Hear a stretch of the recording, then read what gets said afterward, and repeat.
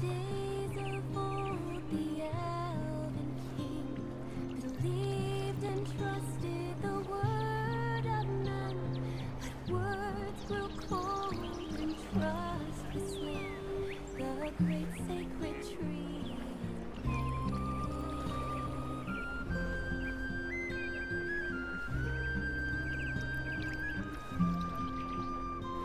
The woods were aflame with mournful cries. Crimson paths marked where each soul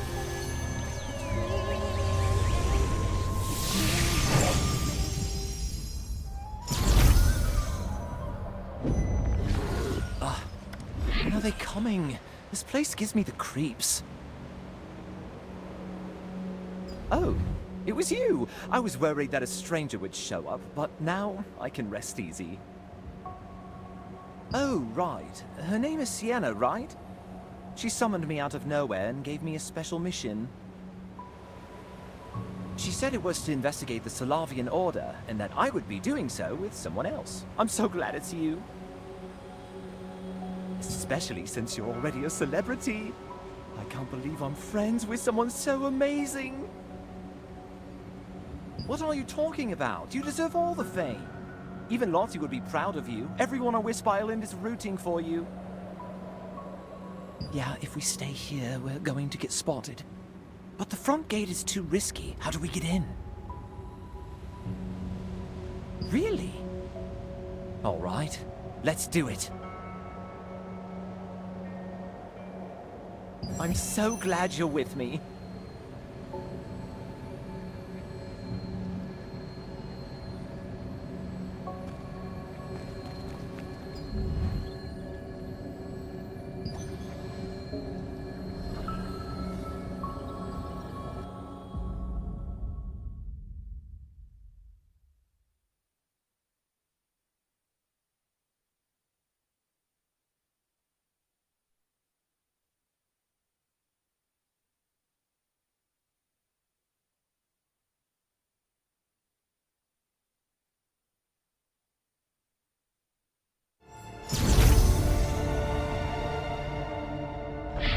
The Order's goons are up ahead. Let's go.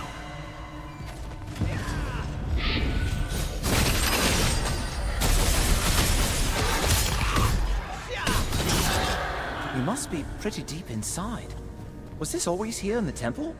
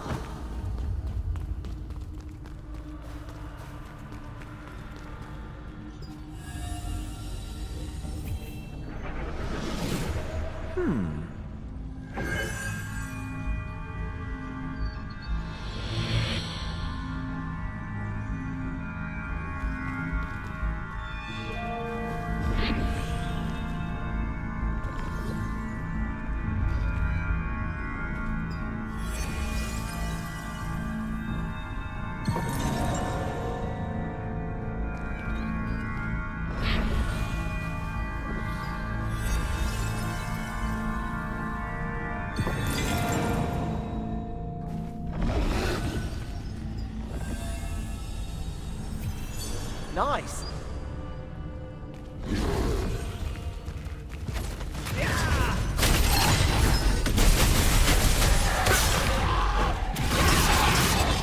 That serves you right.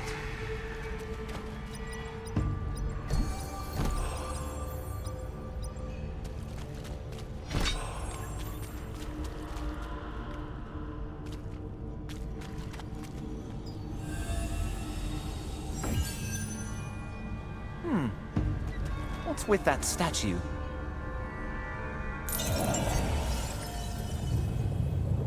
What? You did that?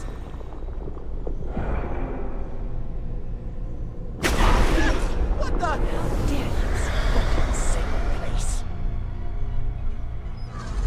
The camera! Hey! They're right next to you!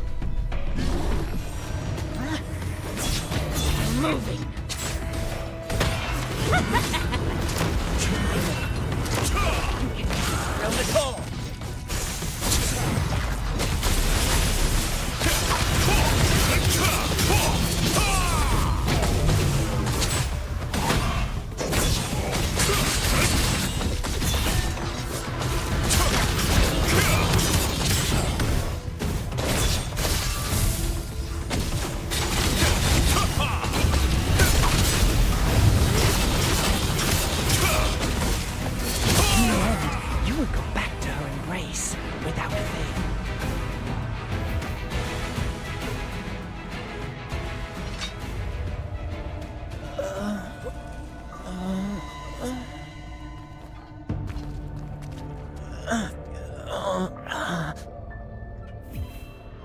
I'm aching all over. We're not dead, are we? That was your star fragment? We would have been in big trouble without you. Ah, we don't have time for this. We have a mission. Looks like they were guarding that statue over there. Let's go check it out quick. That companion turned out to be none other than Benny. Concerned about the Order's vigilance, you infiltrated the Temple of Siliveth through a hidden passage, and, after many twists and turns, discovered a forbidden archive deep within the temple.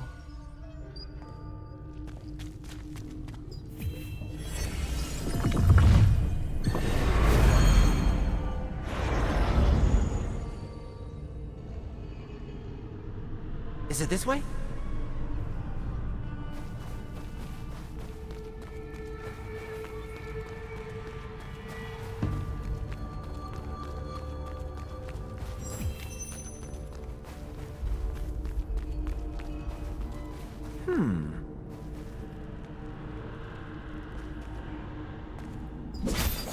Nice!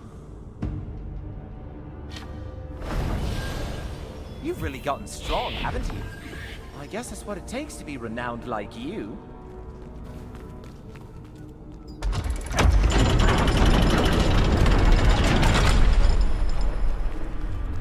Let's see.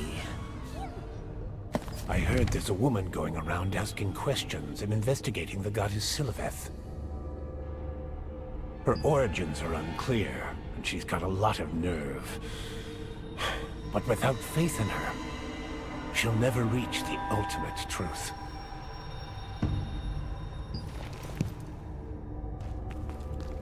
I've finally done it.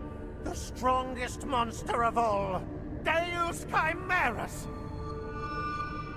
No matter how hard he tries, Osrael, that idiot elder, can't stop the will I inherited from my master!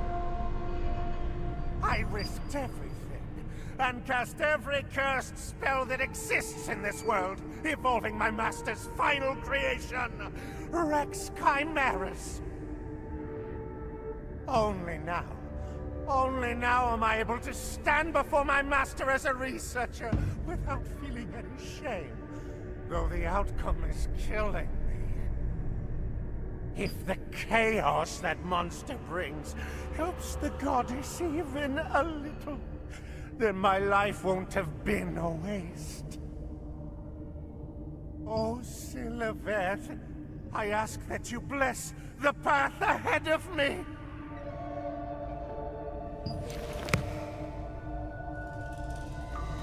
It happened during a doctrinal discussion with the research division. I heard something interesting from research priest Kamir, who was investigating the mana frenzy phenomenon of star fragments. It differed from the initial hypothesis that the frenzy was a defensive mechanism to prevent the Chosen from using excessive power, a divine safeguard for their safety. Instead, it is said to be the goddess's test to find a suitable vessel to use when she returns to this world and manifests someday. This wasn't mere speculation to stir interest. I judged it a theory that also fits the Elder's prophecy, so I ordered further research and allocated budget. To advance the research, we'll need to gather a great number of star fragments. I'll have to think of a way. For us who have chosen to become the villains as punishment for learning the truth, there is nothing left to fear. So, we must continue to fill this world with chaos. That is the mission that has been given to us, and we cannot turn away from it. For the stars to shine, darkness must first descend upon the world, so that their light may be revealed. The goddess will return amid the chaos, borrowing the body of one she inhabits, becoming a single blazing incarnation, This is the one and only truth the goddess has delivered to us. Ah, glory be before the noble name of Siliveth, now and always.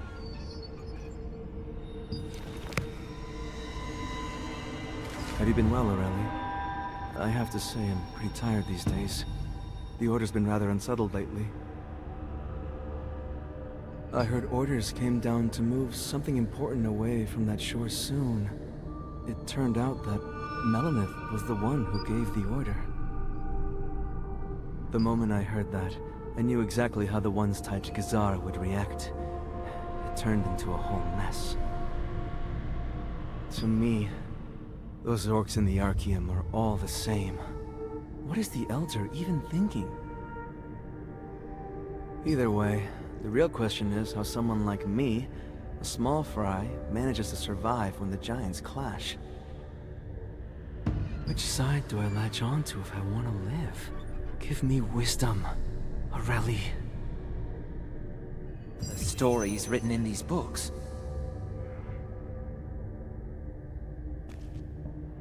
Are the stories in these books true? I feel like we just learned something that we weren't supposed to. I know, right? That last one is about the Salavian Order splitting in two. Yeah, we'll be in trouble if more of them show up. Let's get going. Go to the Crimson Mansion's temporary base.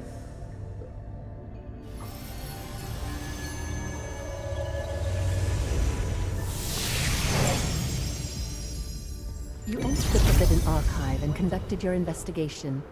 There you found books detailing abominations like Deus Chimaeris, the frenzy of the star fragments, and the goddess Siliveth, along with a letter suggesting the Order had split into factions.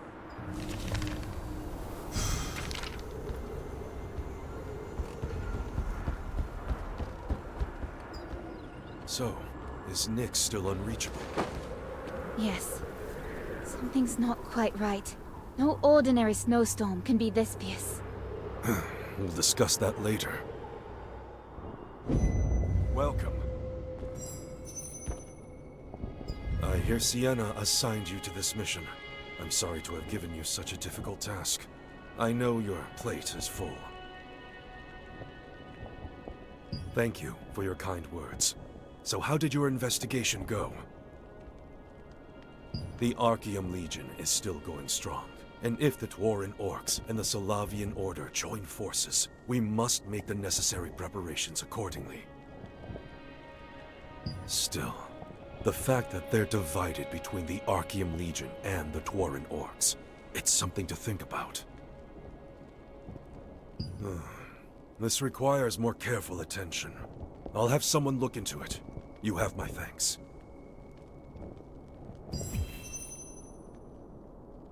The Salavian Order is most definitely up to something. When they began creating forbidden abominations, starting with King Chimaeris, I realized they had no regard for the rules and ethics that govern magic, nor for the value of life itself. As a wizard, I cannot forgive what they've done. I'm glad I trusted you and your friend with this matter. To be honest, I never expected to uncover this much information. Good job, adventurer. Stop! I must see Captain Da Vinci now.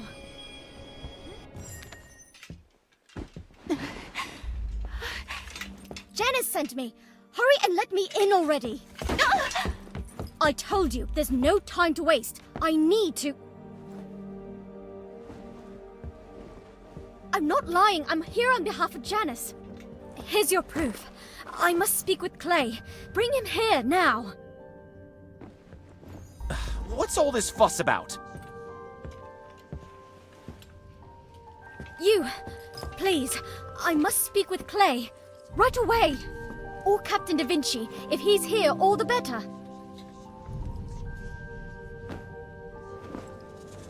My name is Adriana. Janice sent me here.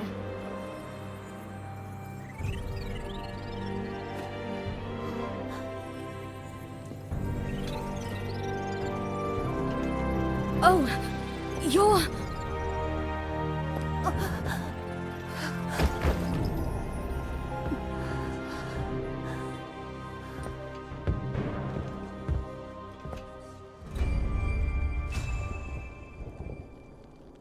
Clay went to Nyx because Janice summoned him. But now you're saying she sent you to find Clay. I'm not sure I follow. Someone you know? What do you mean by that? Then, this woman is Adriana, the one who brought the cursed rain down on Laslan. They say the Archeum Legion's threats and schemes drove her to it. So, that's why she's got a mechanical arm. But for her to come from Nyx at a time like this... Truth is, we've lost contact with them for a while now. Not just with Janice and Clay and Nyx, but with the other Resistance members as well. Of course, Nyx is a land that lives on its own, untouched by either the Archeum Legion or the Resistance, all thanks to that brutal cold. We've only sent a few people there. But with two of the Resistance's key wizards in Nyx, and no word from them, I can't say that I'm not worried. Either way, this woman seems to know something. For now, all we can do is wait for her to wake. Just what in the world happened in Nyx?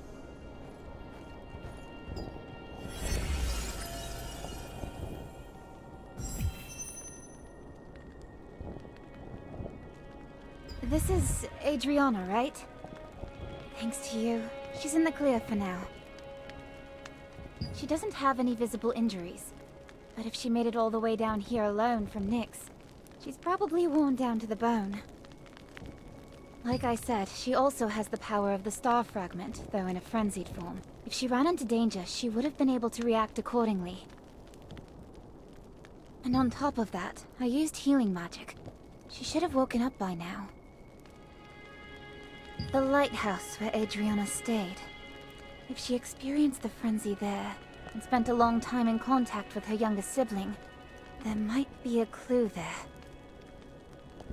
Captain Da Vinci didn't mention it, but right now, Nyx is cut off. Parrot mail, magical communication, even travel by magic circle. All of it's blocked. We established this temporary camp to determine whether Nyx could be reached by land.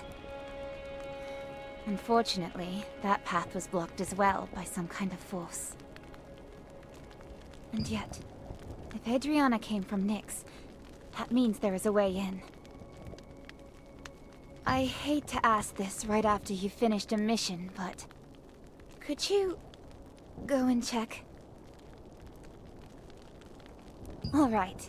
While you're gone, the other wizards and I will monitor Adriana's condition. We'll need to repair her mechanical arm, too. What do we do about this mechanical arm? You've really become something else. You're on casual speaking terms with people like Captain Da Vinci and Sienna. Oh, don't be modest. Anyway, you're heading to the lighthouse on the Windhill Shores, right? I want to keep going with you, but I've got an urgent contract I accepted earlier. I think I've got to go handle that mission. Man, you really are the pride and joy of our Wisp Island. I'm so proud of you, I really am. If I keep at it, can I be like you someday?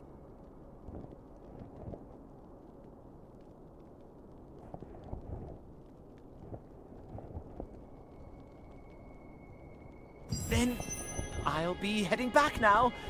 Count on it.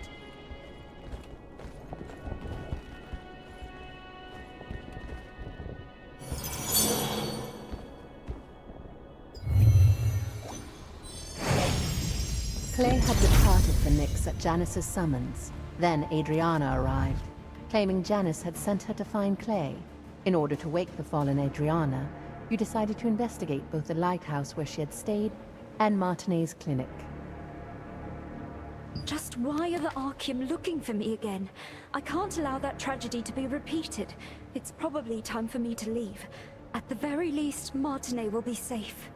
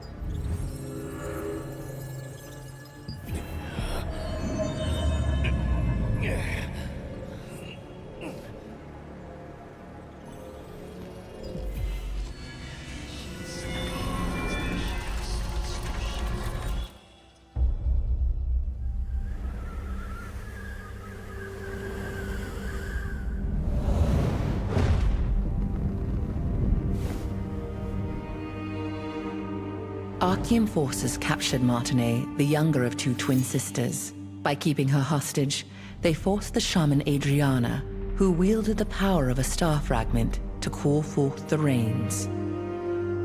As the ritual began, rain cascaded from the sky, accompanied by crashes of thunder. But the Archeum forces had altered the ritual. Their tampering caused a cursed rain to fall on Laslan. Wherever the rain fell, creatures transformed into violent monsters that attacked people and devastated the farmland. Adriana was shocked to witness what she had done. When the Archeum forces turned on the sisters, meaning to kill them now that they had served their purpose. The awe-inspiring power of the star fragment that lay dormant within Adriana flooded out, and their enemies were annihilated in an instant.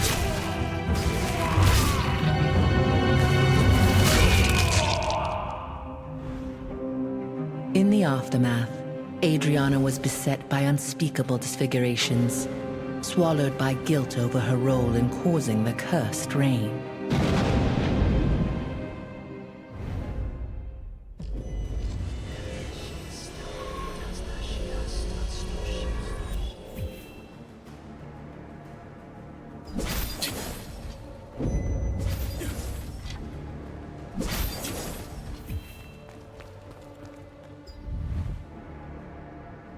I left the book I found with Martinet.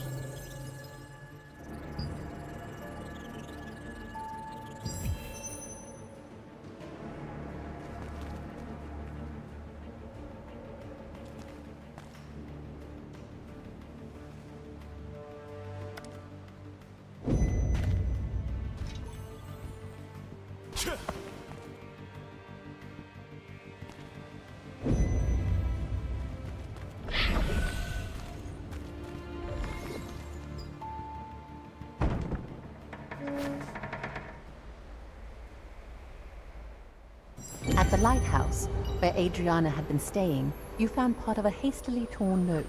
In it, it was written that she had entrusted a book she had found to her younger sister, Martinet.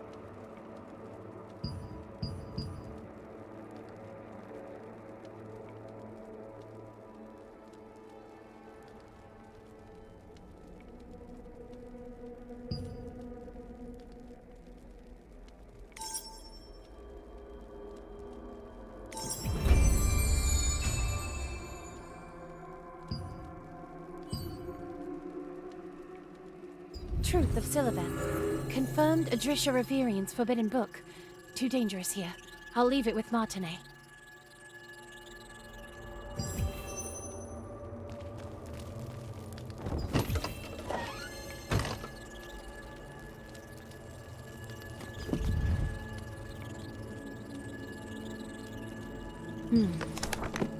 Why do all records speak of her only as a destroyer? My doubt began at that time, when I was studying the role Siliveth held in the earliest days of creation. How could she, who followed her mother Einar's will, and worked with her siblings to build a perfect world, fall overnight to become the goddess of destruction?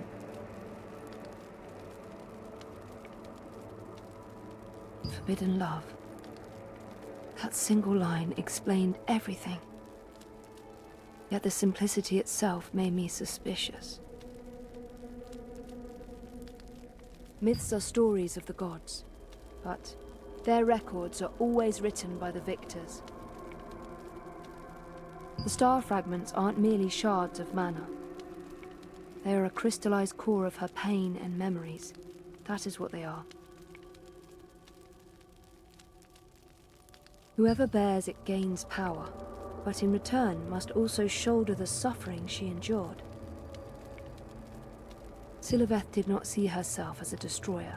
She merely sought, in the end, to take responsibility for the ruin wrought by her own hand. Frenzy is not proof of corruption. Rather, and paradoxical though it may seem, it is a means of protecting those who bear the power of a star fragment. Frenzy is simply what occurs when a person is unable to bear the weight of that power.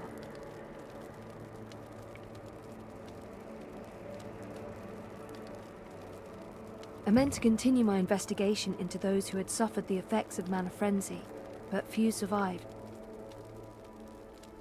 Even among those who lived, most were either grievously maimed, or no longer sound of mind, and so I could not carry the inquiry any further.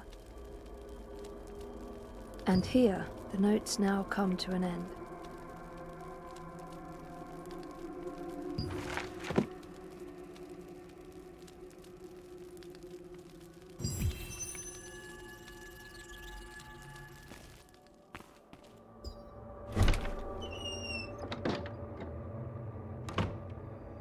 The final reconstructed note revealed that Adriana had discovered the contents of a forbidden book containing the truth about Siliveth, and had placed it in Martine's care. The book, written by an author named Adrisha Reverian of the Pure Light Tower, argued that Siliveth might not have been a simple destroyer, but a being reinterpreted through distorted records. It also described the star fragments as crystallizations of her pain and memories.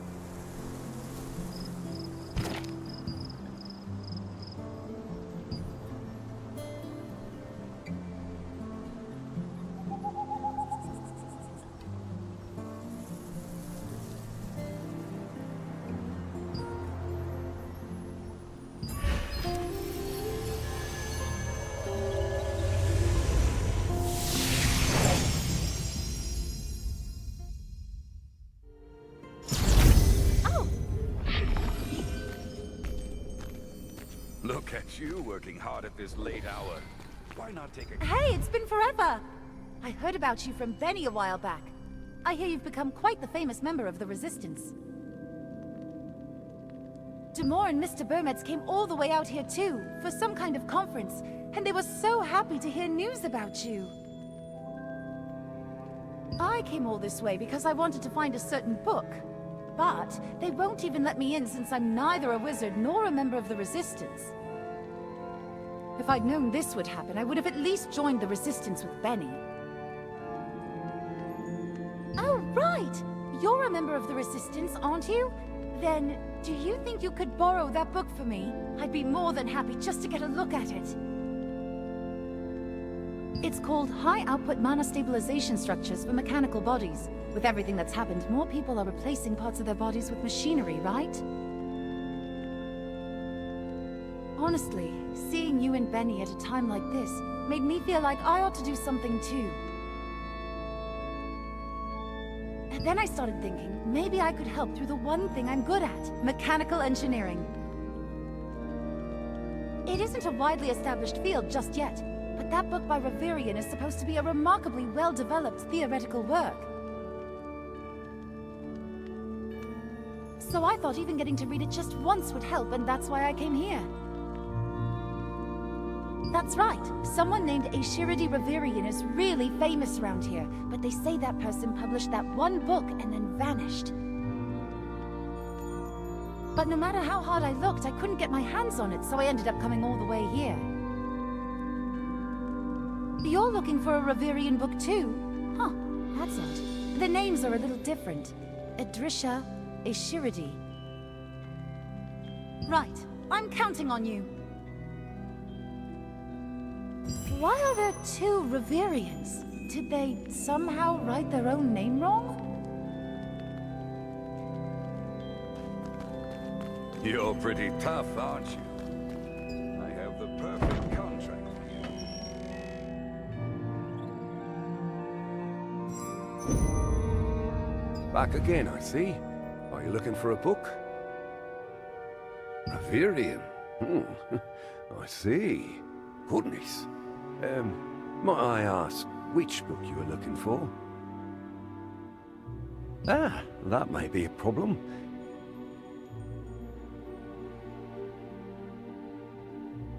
Well, that book is on the list of forbidden books, so even for you, I cannot authorize not only borrowing it, but even viewing it. Only Resistance officers with certain authorities are permitted limited viewing and borrowing access. Even so, there's nothing I can do. Rules are rules. My apologies. Yes, if you are a Resistance officer, registered as a wizard with the Pure Light Tower, then it is possible. I am truly sorry.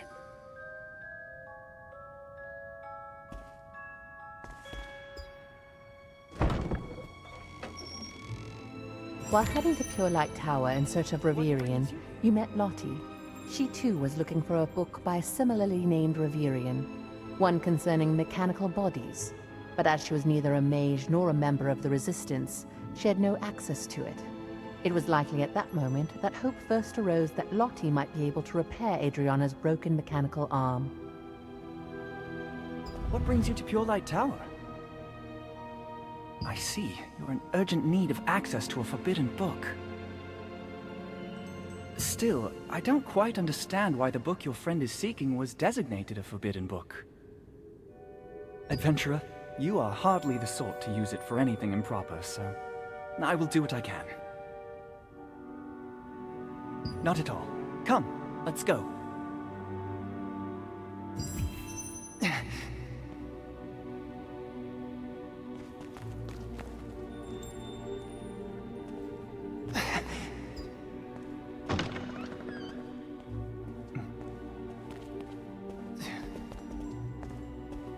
You're back. Oh, and with Officer Rutain. Richard, I'd like to look for the book myself. Would that be all right? Ah, yes. Understood. Please, go ahead. I'll look for the book here.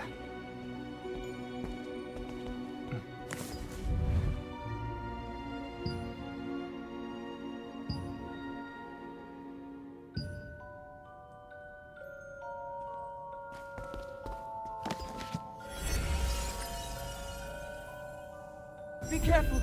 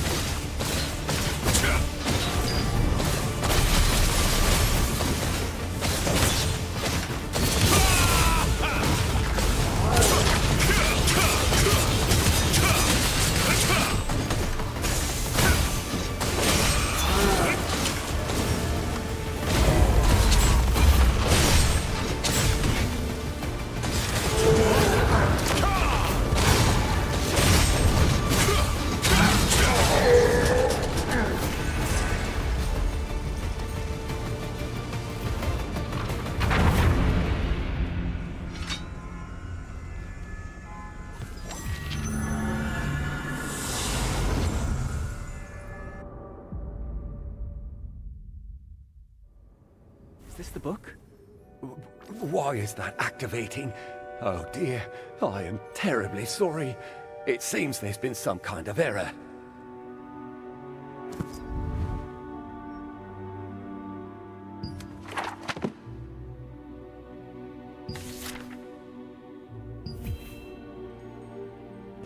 I removed the viewing restriction on that forbidden book, but it seems the safeguards went haywire again. I will make sure to report this matter to security. Thank you very much for helping out again. Aye, but are you acquainted with Officer Rutain as well? To think you would bring someone so high-ranking among the wizardly officers, that's quite a... You didn't know? Rutain is known as a genius mage. It's practically the first thing anyone says about him. Just look at how young he was when he became an officer. Well, in any case, I'll check the book out under his name. The sooner we finish this, the sooner I can get back to cleaning up this mess. The author? Oh, you mean Reverian? Rutain likely knows more about that than I do. There is, well, a wizard registry. As I understand it, mages use it to share certain personal details among themselves. Oh dear, and when am I ever going to clean all this up? Phew, that was alarming. Still, I'm glad we found the book. I will have it checked out under my name, so you may return it at your leisure. Not at all. I'd consider this another way to assist your mission, adventurer. Please, ask whatever you wish. Ah, Reverian. Yes. That is rather complicated. I only know the matter in broad terms. That someone took issue with what was written in that book. I have only heard bits and pieces myself, but from what I understand, it directly challenges the existing image of Siliveth. Now then, one moment.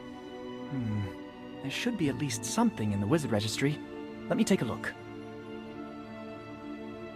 Just a moment. Let me concentrate. Now, let's see. Ah! Here it is.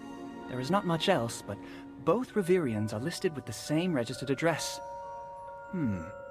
Somewhere in the Crimson Mansion, it seems. Whether they are still there, I cannot say. Quite a few people enter their information in the registry and never properly update it. No one really keeps track of such things. For now, please give the book to your friend, and I will open a magic circle to take you there. Reverian's book had been classified among the forbidden texts, and could only be viewed by officers of the Resistance. With Rutain's help, as he happened to be nearby at the time, you were able to gain access after a small incident. Even then, in order to learn more about the matter,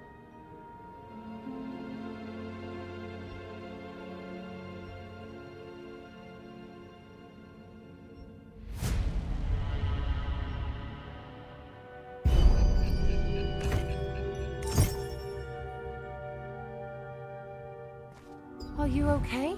I heard quite a commotion.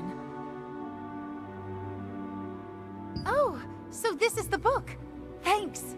But wait, you're going to look for Reverian's house? If that's the case, do you think I could come with you too? There's something I really want to check with the author of this book. Me? Oh, I'm still a beginner, but I can handle simple maintenance at least. Why do you ask? So she came from Nyx. That's exactly the sort of thing I wanted to ask Reverian about.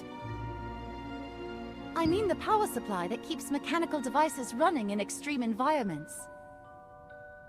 If I can meet that person and confirm my hypothesis, it might be possible. Really? Thank you! I promise, I won't get in the way. Don't worry. Please use this magic circle.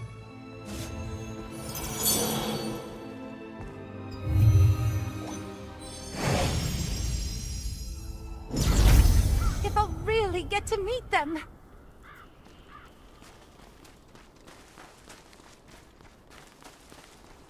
Is this the house? The security measures look pretty serious.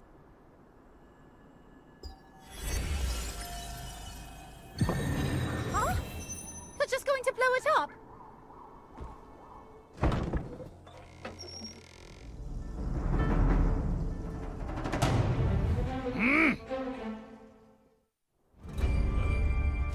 Who are you?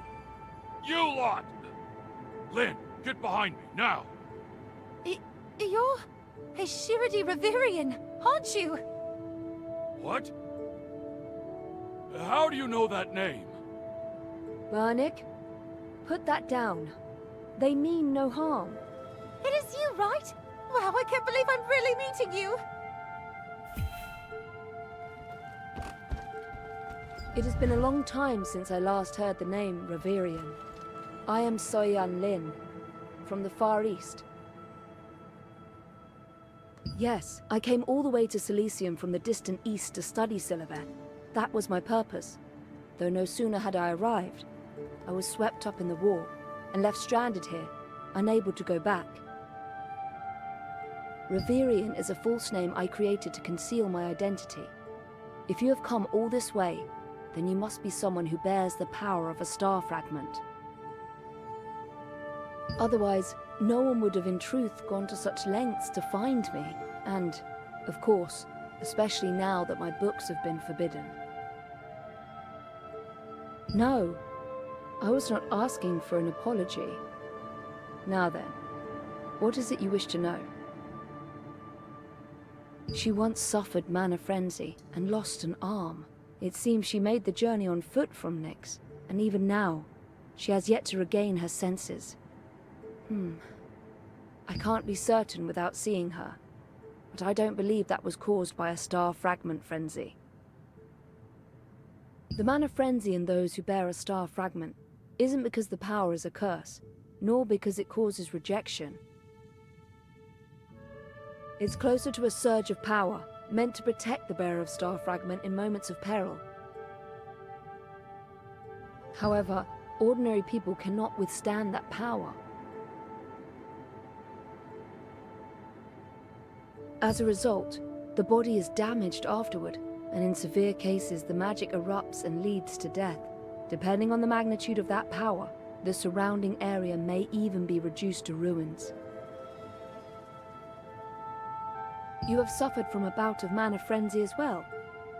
Let me have a look.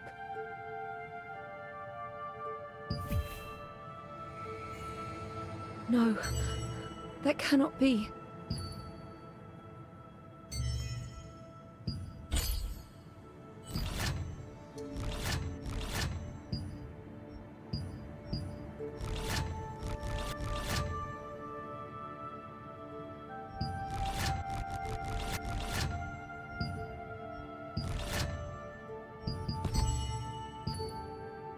No, this is impossible. The energy within you is so chaotic that it would not be surprising if you went into a mana frenzy at any moment, and yet you're enduring it completely. Even with the calming potion and the special blessing of a divine beast, it should not be possible for it to remain this stable. Unless... No, it is nothing. That is merely a tale passed down in ancient myths. In any case, it really seems the condition of this Adriana you speak of was not caused by a mana frenzy. I'm sorry I could not be of more help, even though you came all this way. Wait a second. You left some clearance in this joint on purpose, didn't you? So you do have eyes. That's how you keep the output stable. Did you see that? This place is incredible! Ah, right. Sorry, I got a little too excited. Did things work out on your end, too? I told you earlier, I was thinking about a device that could withstand extreme environments, right? I think I may have found the answer here, but...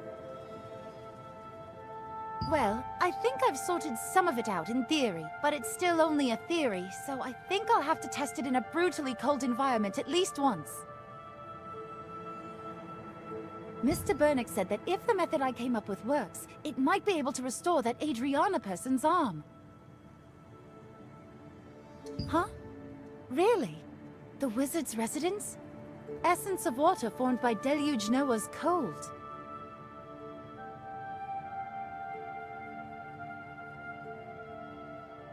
If it's Deluge Noah's cold, it may be possible.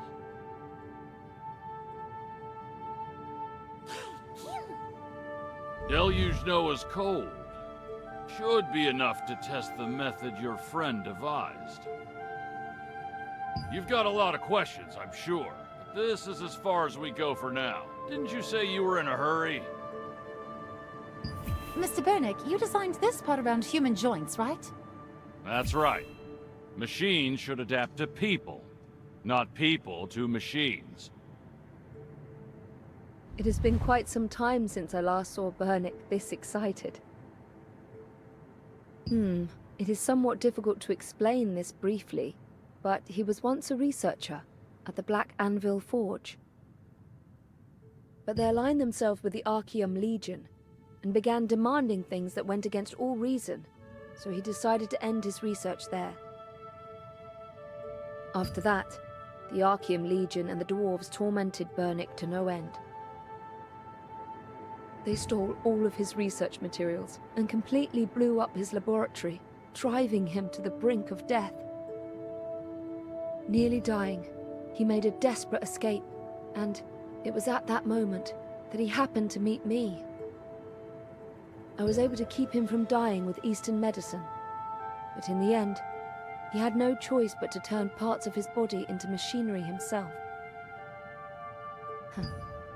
But enough reminiscing. You really should hurry up and help your friend.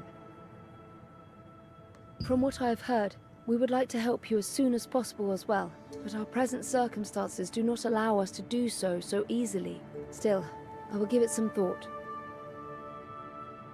There is one useful thing I learned after coming here, at least. Do as you like. I will open a magic circle to your destination.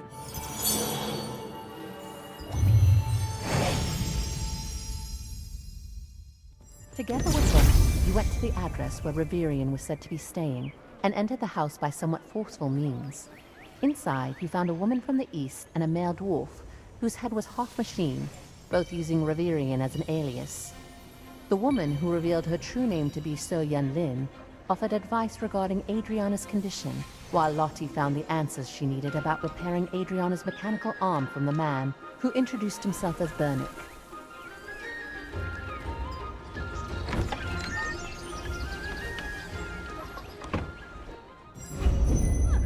You really startled me. Aww. What brings you here?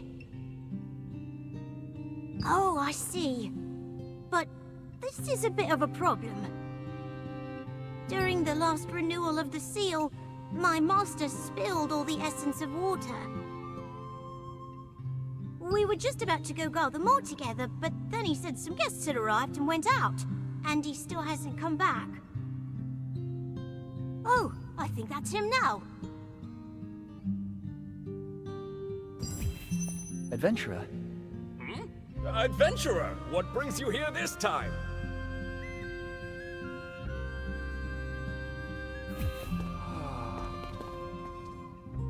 Did things go well where you went? I see. The name Reverian. Ah, adventurer. Might you be able to gather some berries? I heard about Adriana from Captain Da Vinci. He said the reason she hasn't yet awakened seems to be related to the red energy originating from the abyssal meteor. Yes, that's right. For some reason, Adriana appears to have been exposed to far too much red fog. As I understand it, those who bear the power of a star fragment have some resistance to the red fog. She should awaken soon, but given the circumstances, I came to gather berries to treat her as quickly as possible. Really? That's a relief. I only hope at least one part of this can be resolved. Come to think of it, didn't you say your friend works with mechanical bodies? It seems Adriana's mechanical arm also needs repair. It could not withstand the chill of Nyx. I believe that may also be part of the reason she's not awakened. Since your friend works with mechanical bodies, could they perhaps take a look?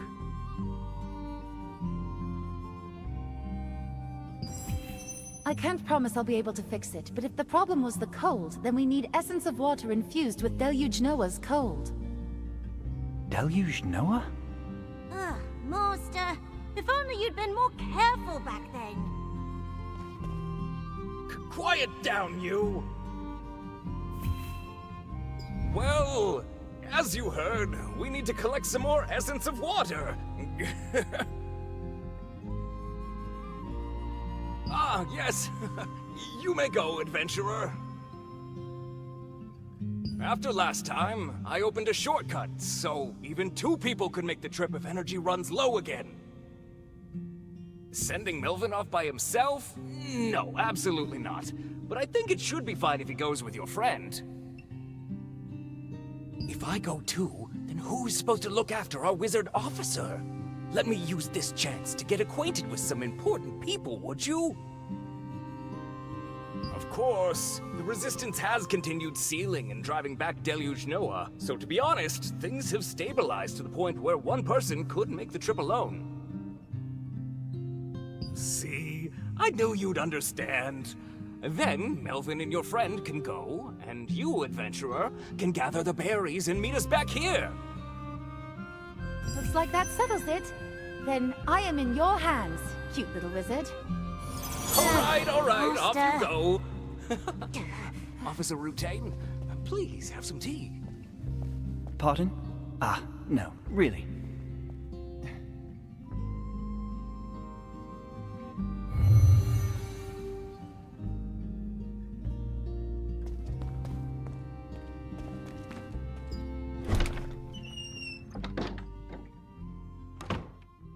At the wizard's residence, Rutain had arrived in haste to secure berries capable of neutralizing the energy of the red fog. One reason Adriana could not awaken, it turned out, was that she had been excessively exposed to the power of an abyssal meteor, that is, the red fog. Though her star fragment granted her some resistance, she had endured Nyx's brutal cold for too long, while suffering damage to her mechanical body, and the prolonged exposure to the red fog had left her unable to wake.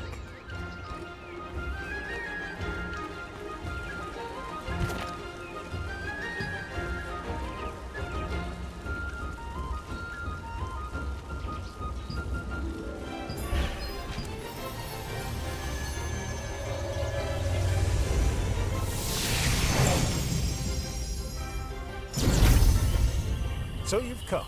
It's been some time.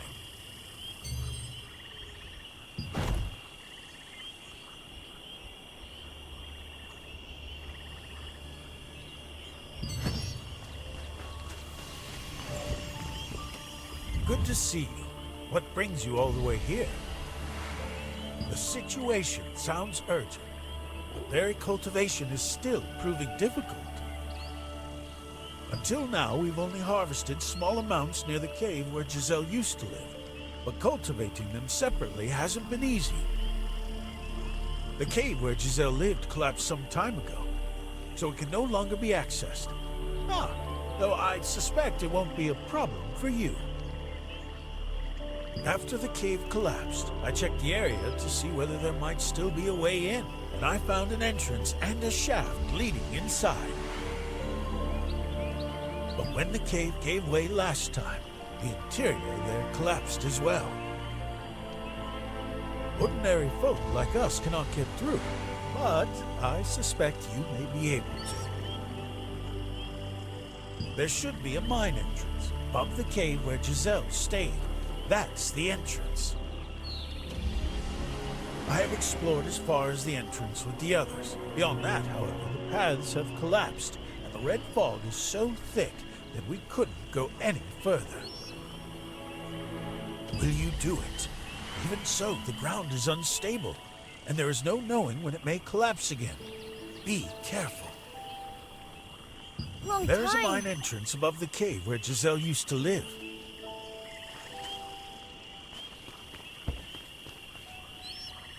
You long time. Yeah, but as her food not tasty, still nice to Giselle. Cave again? Grandma said berry field there, but berries very hard to grow. Yes, very hard. Don't get hurt. Be careful. Find something from Grandma, then give to Giselle.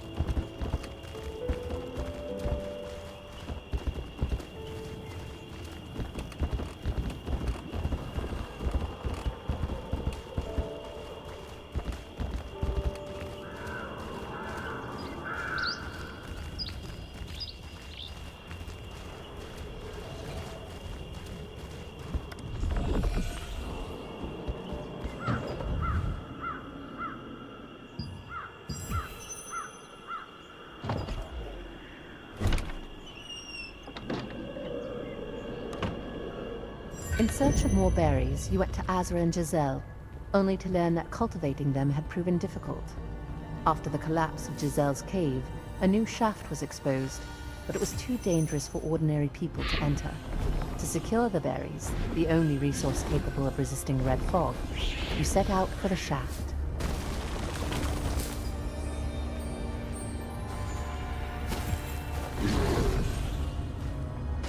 I decided to try growing berries for Giselle. I used to be rather good at tending fields when I was younger. We can't keep hoping to find berries by chance. How do berries grow, I wonder? No matter what I do, I keep failing to cultivate them. Oh, Mithrian, god of the earth, please help me.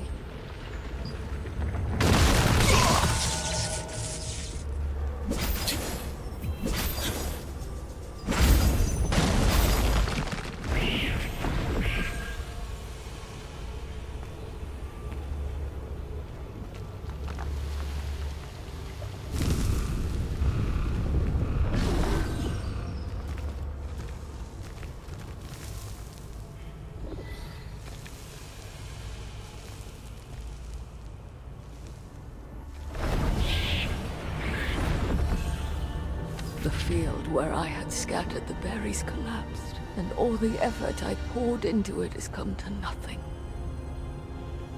Oh, Einar, please, protect our Giselle.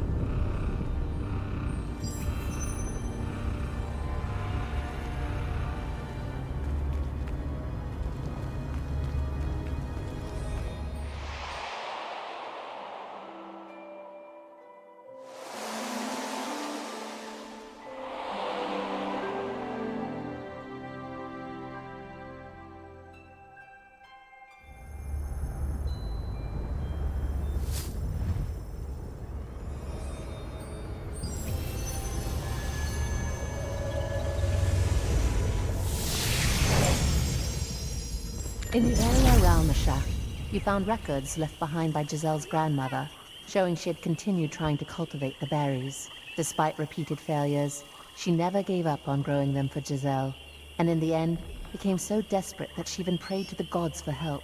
The journal made clear the berries were not simply plants found by chance, but a crop of hope that someone had struggled for a long time to keep alive.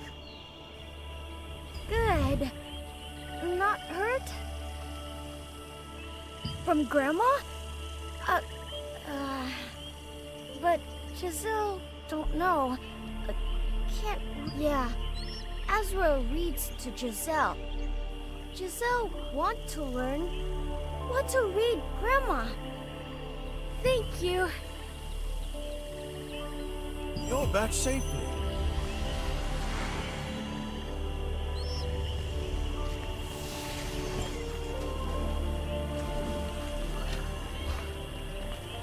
It is good to see you unharmed. Did you find the berries? So, her grandmother had been trying to cultivate a berry field, but then the field collapsed, and her efforts were for naught. Could it be that when the field collapsed, the seeds were scattered into the area below where the red mist was thick, and that is how they grew? From what you found, I wonder whether the very condition required to cultivate berries that ward off the red energy might, paradoxically, be the red fog itself. Based on the information you brought, I shall resume my research into berry cultivation. It is still in the early stages of research, but it should be more effective than eating the berries directly.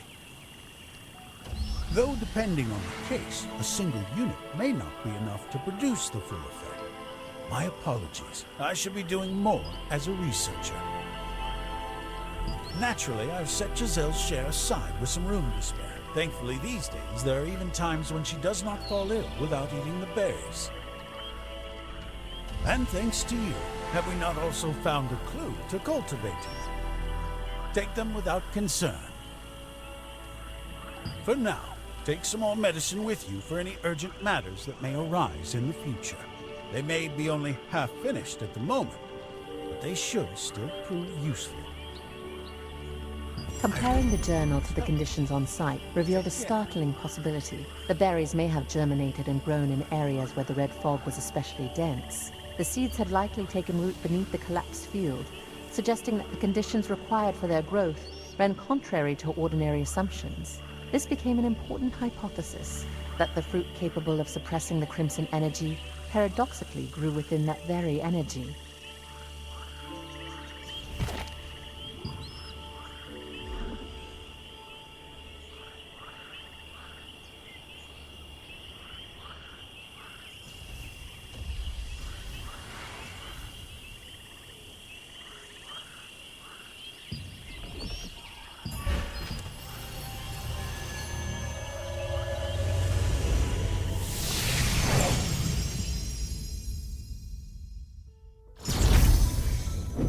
to use the breeze line, please take the lift. If you're in the Resistance, it's free.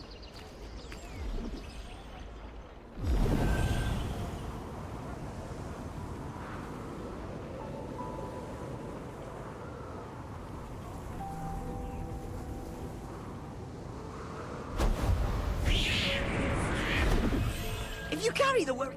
Welcome! What are you going to store today?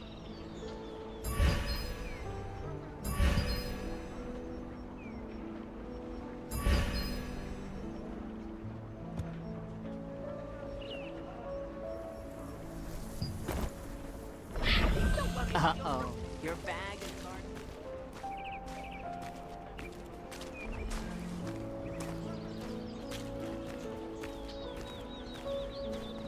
Minyu Tribe has just recovered, so we have some time to prepare. And so, at that very moment, I simply blasted the water elemental away with my ultimate spell. Master, surely you don't mean that exploding staff magic? Keep it down! You've returned.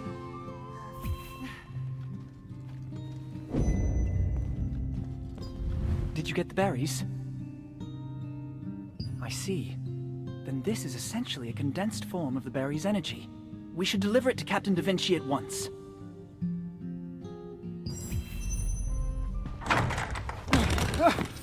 We've got a problem! Urgent! Red fog is flooding Daybreak Shore! Red fog is leaking from a massive gate on Daybreak Shore. Soldiers were dispatched, and I heard Officer Rutain and the Adventurer were here, so I came to report. It's the massive gate along the cliffs of Daybreak Shore. I saw red fog seeping through the gap in the gate and reported it at once, but the gate is sealed and won't open. Captain Da Vinci said the two of you were here and told me to hurry and inform you, so I rushed here. Ah, understood. I will report it. This is bad, isn't it? Something bad happened, right? If you need to go, go. Hurry. Me? What do you need? You mean that person from Nyx, right? Thanks to Melvin, I was able to finish testing a device that can withstand extreme cold, but... Okay. If you're asking me that seriously, then I'll go take a look. Even if it doesn't work, I can at least help bring this medicine along. Then, Miss Lottie, please go this way with the messenger. We'll go too! We'll come with you! Thank you to both of you as well. We will use this magic circle. What? Master, you're serious? Me too? Be careful, okay? Azra handed over several early-stage berry medicine, and just as you were about to return to Adriana with them, a report came in that red fog was seeping from the crack of a massive gate on Daybreak Shore. Entrusting the berry medicine to Lottie, and asking her to watch over Adriana, you headed for Daybreak Shore with the wizards.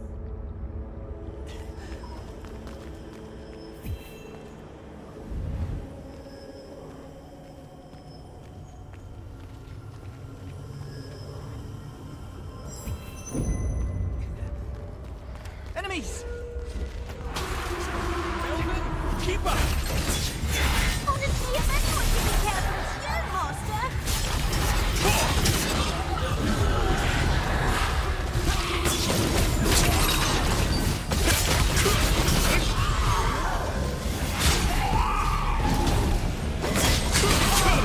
This on Daybreak Shore.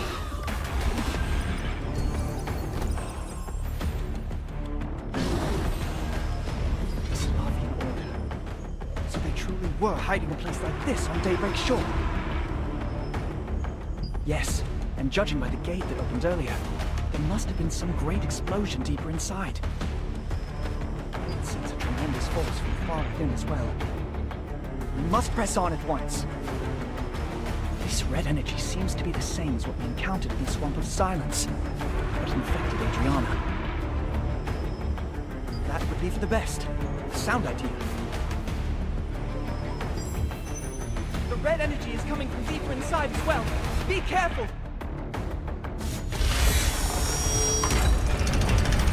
The soldiers are down! Oh dear!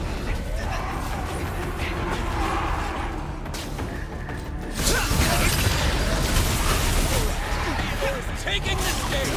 I pull my weight when it counts! Oh, might as well.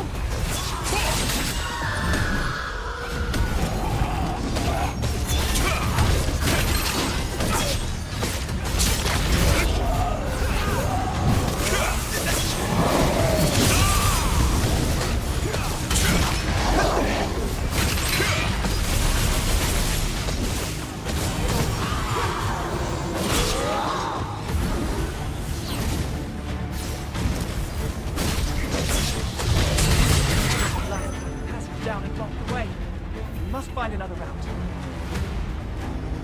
The time has finally come to unveil my ultimate magic! No, stop! Oh, stop fretting. Behold the true power of your master! Birds of medicine! You no good unlucky master! Adventurer, are you alright? Are you both alright? We're unharmed. Please, do not worry. In any case, it seems there is a path this way as well. I did not expect the floor to collapse. That gave me quite a fright. The energy in this red fog is overwhelming. I will need to take some medicine. You all right, adventurer? It seems you're enduring it through the power of the star fragment. Thank goodness I'm with you, adventurer. Well, I'm not sure whether we ought to thank Theodore for this, but at least we do seem to have found a way forward. Let us proceed this way. Beyond the gate at Daybreak Shore lay an ancient sanctuary hidden by the Solavian Order. Inside remained intense crimson energy, traces of an explosion, crawling soldiers, and a massive force emanating from deep within. It looked less like a simple refuge or shrine.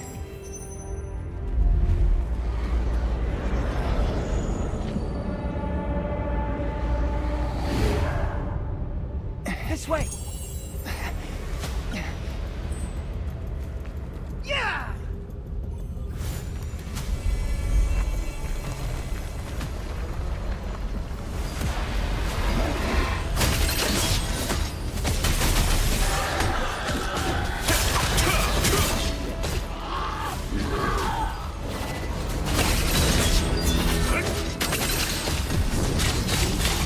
Adventurer, go!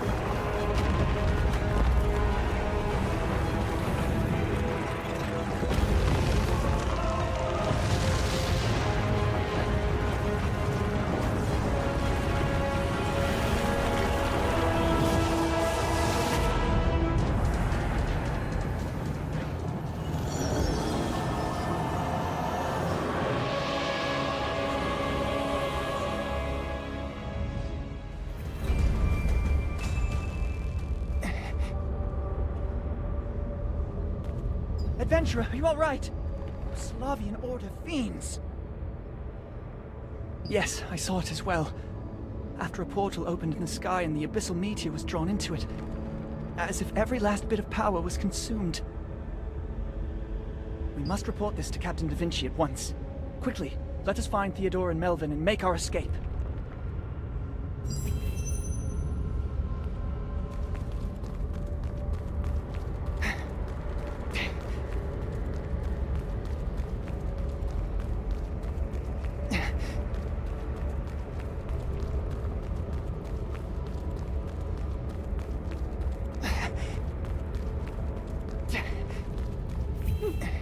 Master, my body. Here, quickly, Melvin. Melvin, stay with us! This is bad. The medicine doesn't seem to be working.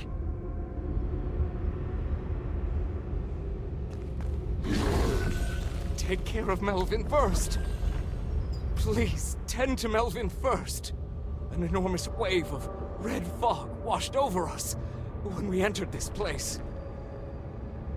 Give my medicine to Melvin right away. I am fine. I may not look it, but I was once a candidate for Archwizard. I am sturdy enough. I am perfectly fine. Just look after Melvin, my apprentice.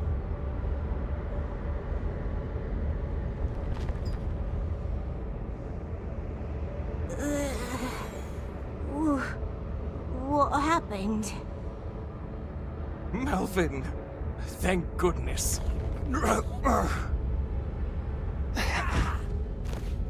Theodore! Rutain, adventurer!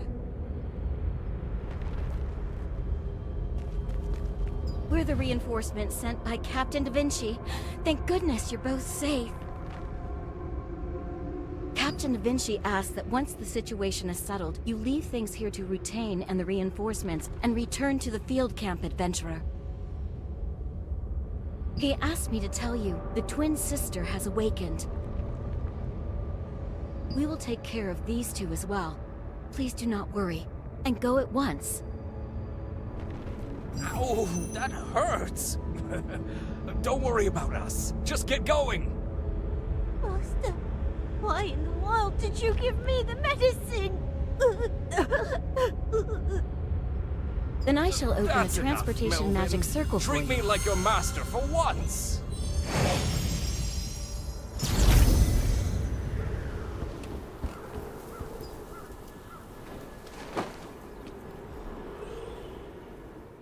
Deep within the sanctuary, the Salavian Order succeeded in moving the secretly hidden abyssal meteor through a portal to an unknown destination.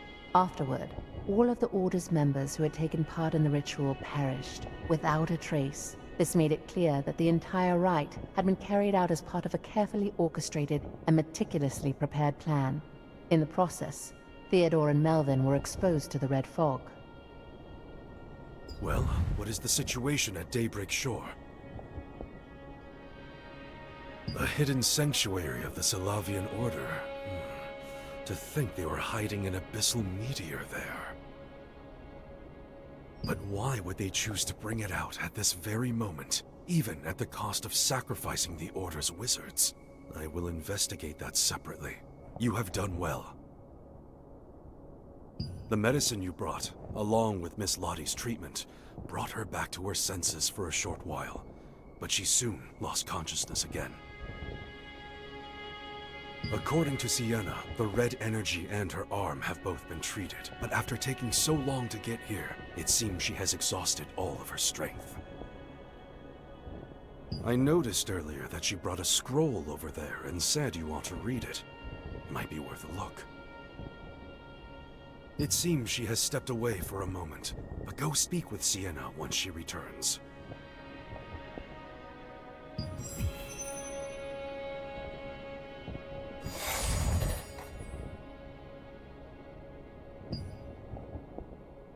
The Star of Siliveth. It is a mana stone infused with the immense magic of the goddess Siliveth herself. Among the human wizards who coveted the magic of the elves, some dabbled in forbidden magic.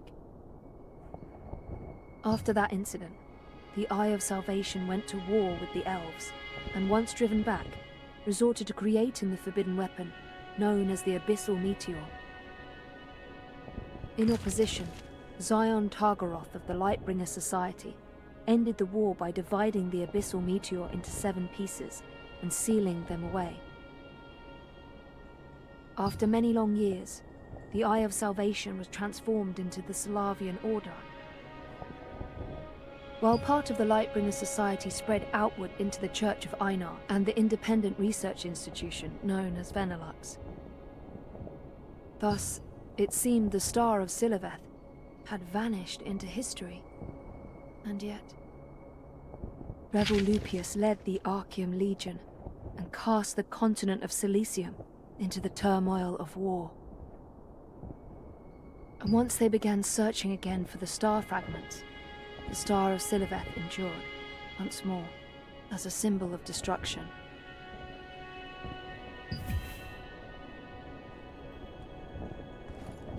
You're here.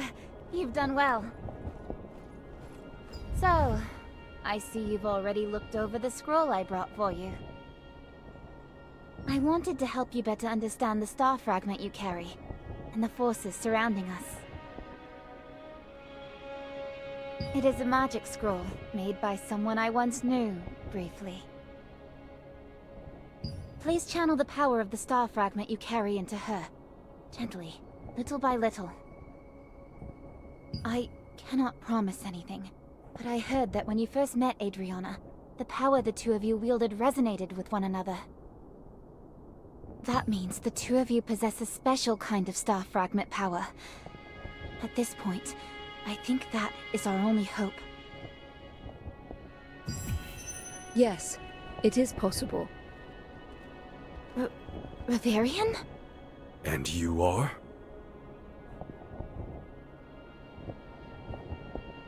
My apologies. My name is Soyan Lin. Please forgive the sudden intrusion. I'm Bernard. I felt I could not simply stand by and watch, so I came. As Sienna said, if you channel your power into her, then I do believe that this Adriana may indeed awaken. You said that when you suffered from a bout of mana frenzy, you remained unharmed, yes? She, on the other hand, lost an arm. Do you remember what I told you? That the mana frenzy is an outpour of power, meant to protect those who bear a star fragment in moments of peril. Even with the power of a star fragment, its magnitude differs from person to person. That may be interpreted, in effect, as a difference in each person's mana or innate strength. But it may also reflect a difference in the rank of the star fragment's innate power. This has never been proven, of course, but even so, after seeing you, I began to think that there may be some truth to it. If you are someone who has suffered from mana frenzy, and yet possesses a body capable of withstanding that power, then you should be able to control it, and pass it on to another. Control your power very carefully, little by little, and transfer it to her. Then, it should resonate, once more, with the star fragment sleeping within her, and begin the restoration of her body. That does make sense, Reverian. Or rather, so Yunlin. It has been a long time, Sienna.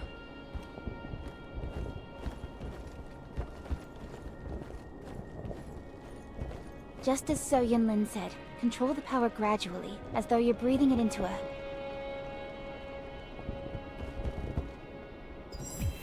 Carefully now. Gently. Slowly. You're doing well. Just a little more. We're almost there now. Her pulse is beginning to come back.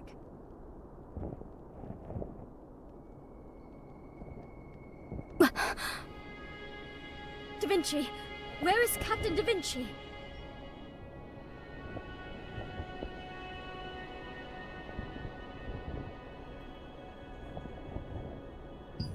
I am Da Vinci. Go on. Tell me exactly what happened. Oh, Aina. My thanks to you. You must warn Clay. This is a message from Janice. He must not go to Nyx, no matter what. Clay already left for Nyx because Janice sent for him. What are you talking about? What? Oh no. Then I'm too late. It's a trap. It wasn't Janice who summoned Clay. It was one of Kazar's lieutenants. She did it. What? After reporting the incident, Sienna presented a scroll titled Star of Siliveth, detailing the origin of the star fragments and the orders that diverge from it. Its author, Sir Yun Lin, confirmed that such powers could resonate and be used for restoration rather than destruction. With that knowledge, she helped you awaken Adriana through the power of the star fragment. I was too late. It's a special ability she has. If she's met someone even once, she can imitate them perfectly. Their appearance, their voice, even their abilities. That's why I came here myself to warn you. Right now, Nyx is cut off by a snowstorm. Neither parrot mail nor distant communications are getting through. And Janice said all of Nyx will soon be in danger. She said it looks like the Archeum has moved an abyssal meteor into Nyx. The red fog caused by the abyssal meteor has cut off the roads as well. That's why Janice sent me, since I bear the astral force of a star fragment, and I failed. We don't have time to just stand here like this any longer. Janice said she tried to manage this on her own. We have to get back to Nyx. But how? The situation is grave. So even the land routes are cut off. There is a way in by sea, of course, but it would mean taking a tremendous detour. And the only harbor in Nyx is occupied by pirates. Forcing our way through there would be unwise. Long ago, after the war between the giants and the elves, Nyx was frozen by the ancient elf Shamir to suppress the Diabolica energy leaking out. Since then, it has become a barren, frozen land where no one can truly live. That is why Nyx has remained something of a neutral territory that neither the Resistance nor the Archeum could claim. Neither side wanted to continue the war while enduring that brutal, relentless cold. The war couldn't go on like that. But if Adriana's account is true, then it means the Archeum Legion moved the Abyssal Meteor in order to seize Nyx. The Abyssal Meteor you reported at Daybreak Shore troubles me as well. To think there are this many Abyssal Meteors at once. It may be early, but I believe the time has come to use it. There may be a chance. Just wait here a moment. Sienna, open a magic circle to that place. So you've made your decision. All right, I'll open it. So Yunlin, could you watch over Adriana for a moment? Ah, of course, Sienna. Of course. I came here to help. Thank you. Come then. Let us go. Janice's message delivered through Adriana warned that all of Nyx would soon be in danger.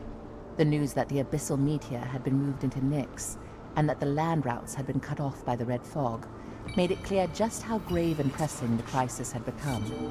To save Janice, who had remained behind to face it alone, and to rescue the endangered Clay, Da Vinci resolved to make use of a hidden asset of the Resistance. Though we have reclaimed a few dominions since Revel's death, the threat posed by the Archeum Legion and even the Solavian Order still looms over us.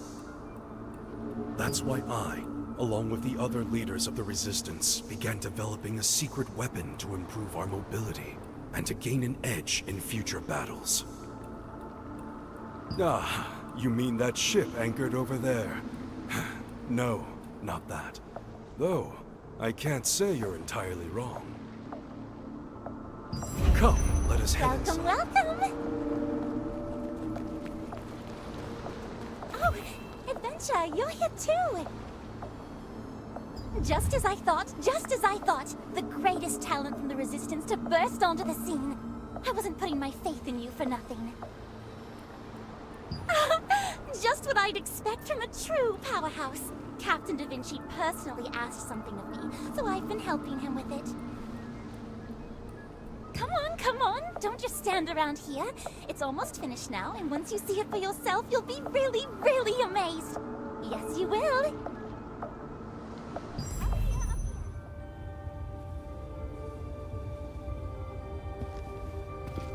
Unfortunately, there are still quite a few Archeum spies, so we had to be careful not to be discovered. It's not like we could have wizards cast invisibility spells on it all day either. But of course!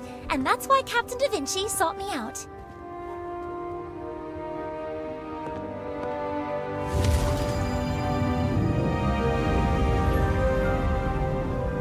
Once he saw my research on dimensional circles, he asked if I could create a space beyond it.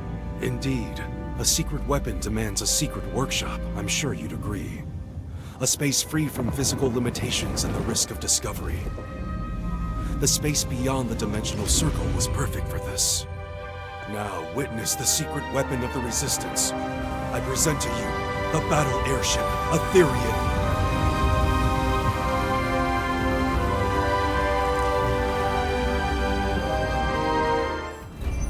Well, surprise?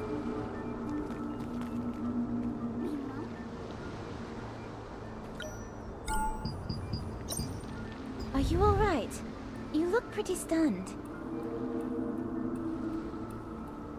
This was something Captain Da Vinci set in motion. He said we'd need greater power for the battles to come. It's built with everything. The Resistance, the funds of the Lords who placed their trust in Captain Da Vinci, the magic of Venilux, mechanical engineering, and the technology of dimensional circles. But it still isn't complete. We're in the final adjustment phase, but we're short not only on mana, but also on the floating stones needed as propulsive cores. We designed the Aetherian by studying how floating islands remain aloft, and applying that principle to it. We had planned to gradually adjust the output and feed it energy over time, but now that we have to deploy the Aetherian in a hurry, we're in urgent need of materials. Recently, new floating islands have appeared near Saradoma Island, off Daybreak Shore. What our measurements indicate is that they contain floating stones with immense buoyancy. Even riding Gigantrite, no one without astral force can reach that location, so we haven't been able to mobilize many Resistance members. But if it's someone who can wield the power of the stars like you, it should be easy enough to reach. Even so, it'd be nice if you had someone to help you. Ah, you mean that friend from earlier, correct? All right. I'll send you back to the field camp. We'll stay here and continue the final adjustments. Bring back those floating stones.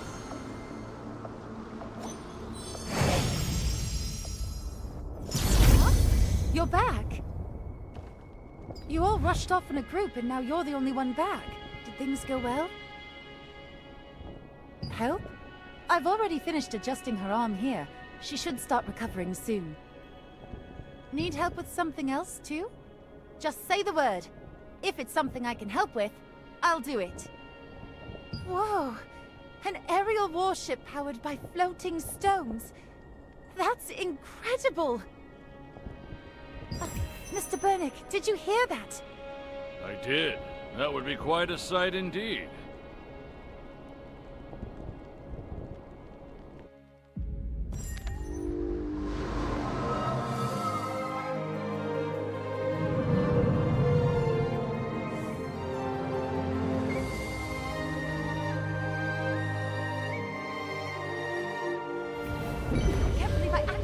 Gigantrite! Thanks for giving me a lift. Leave the floating stone here to me.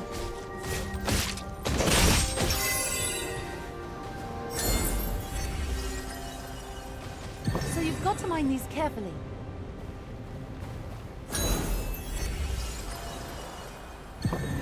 Okay, let's go.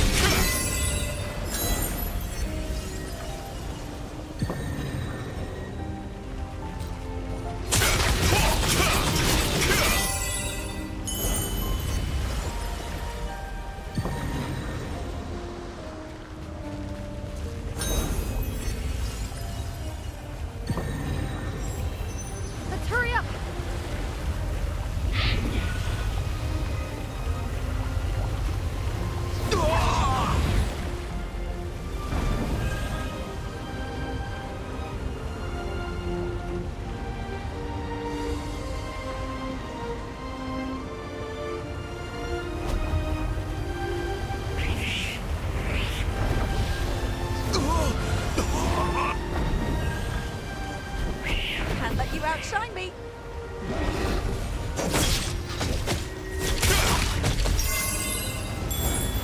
Not bad, huh?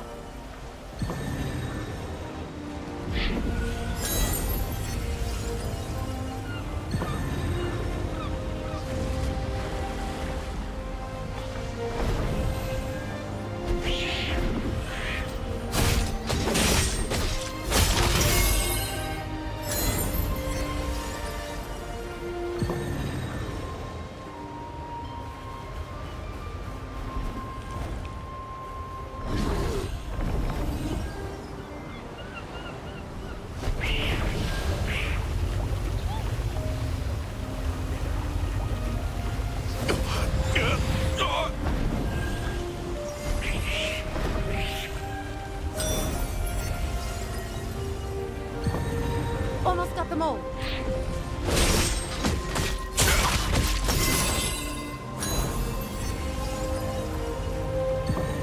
Is this about enough? You're truly a member of the Resistance now. The key material needed to complete the Ethereum was floating stones with tremendous buoyancy. To obtain them, you unlock the way.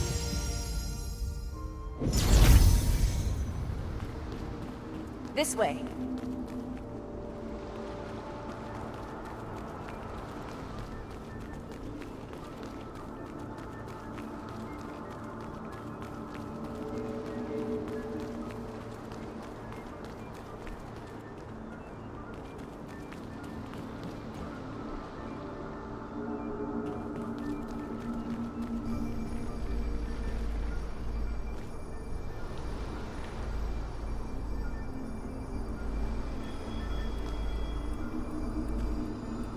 Adventurer, ride the Auroral Path to get here. There's no need to be scared. Just come slowly.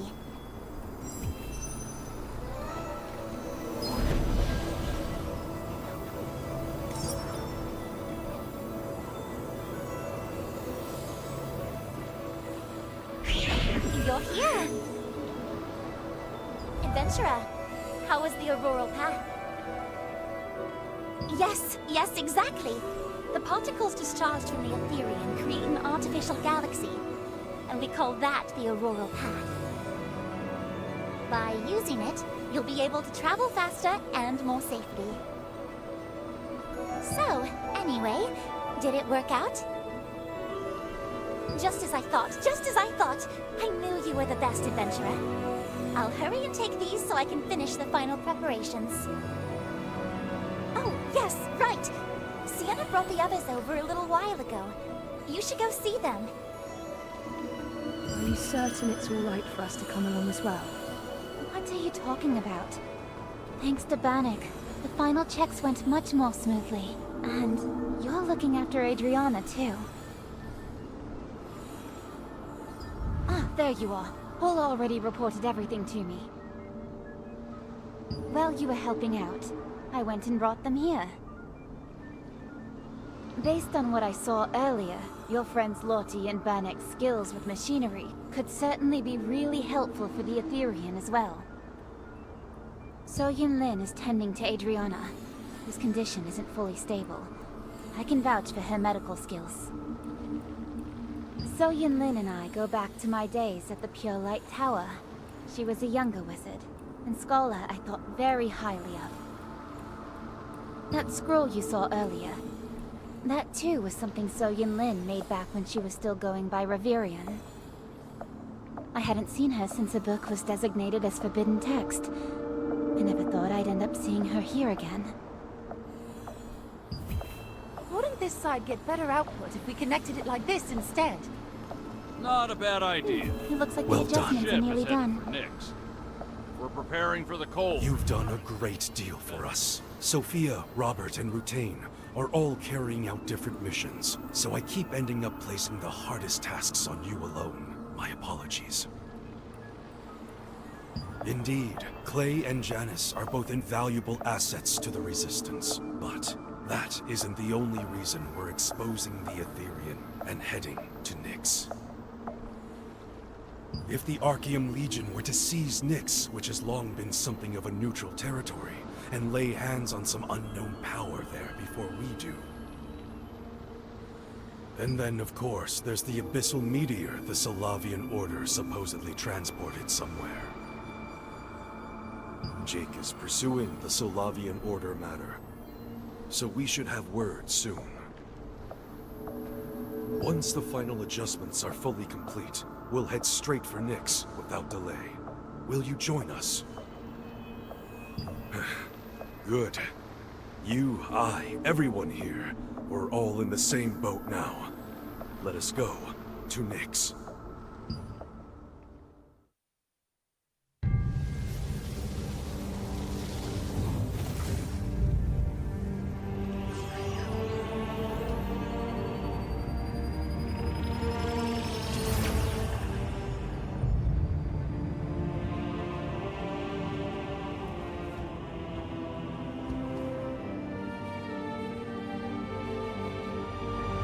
Well then, shall we begin?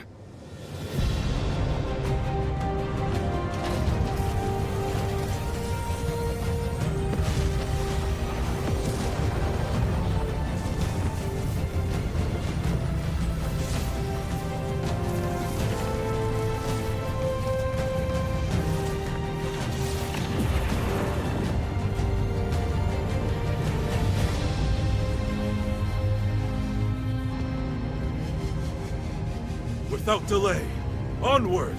Etherean!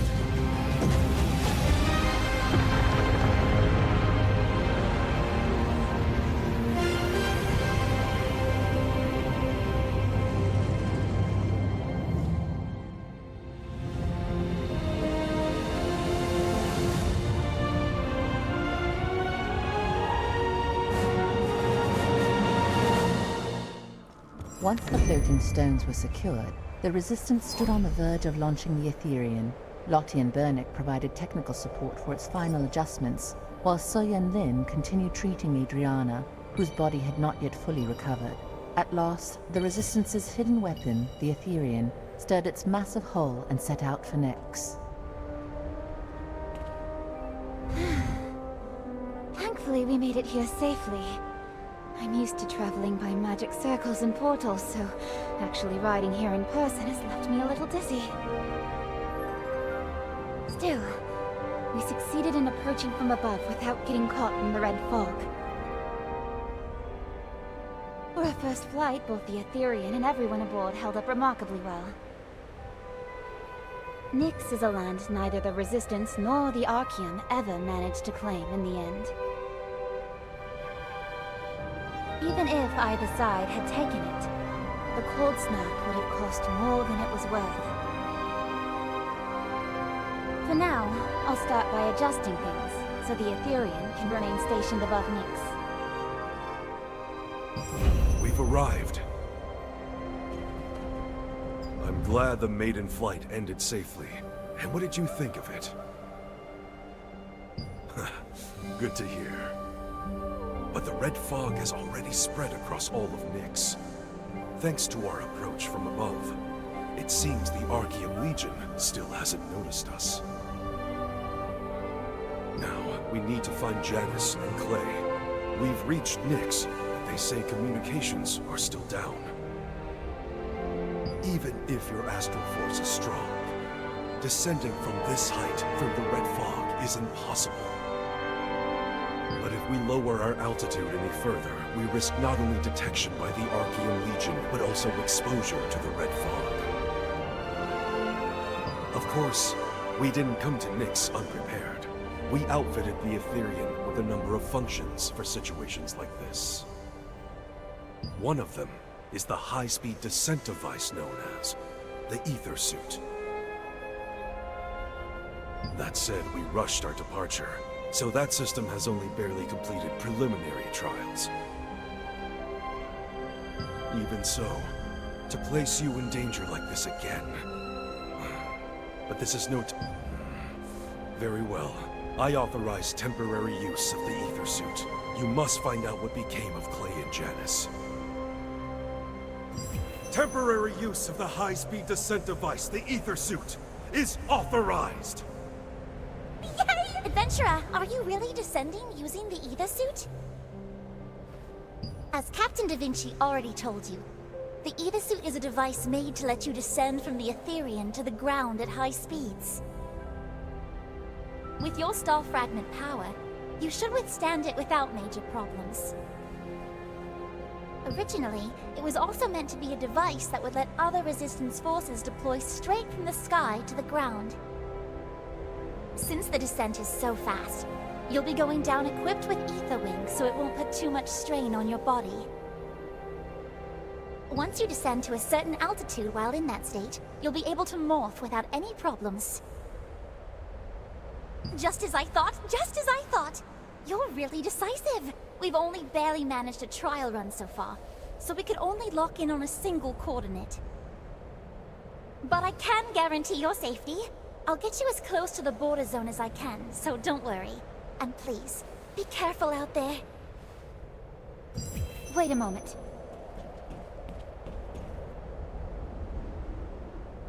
Nyx is enormous.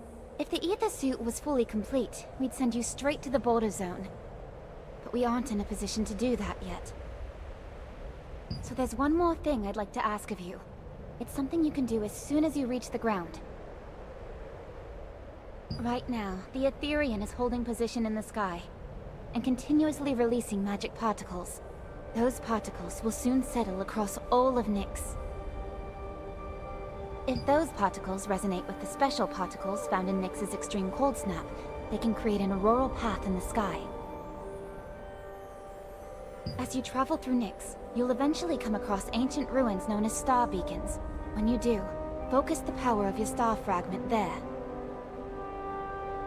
Then, the Ethereum's magic particles will resonate with the power of your star fragment. Once that resonance is fully complete, the power of the star fragment will draw in Nyx's special particles, and an auroral path will be formed. First, connect the auroral paths. Using it, you should be able to reach the border zone. I think it would be best to gather information there. Besides, it also happens to be the place where Janus's signal was last detected. Then let's get started. Please. Come back safely. Destination, the Frozen Nightlands. Ether Suit, launching! When you get back, you have to tell me what the ride was like. Rapid descent from this height? It's within the durability threshold.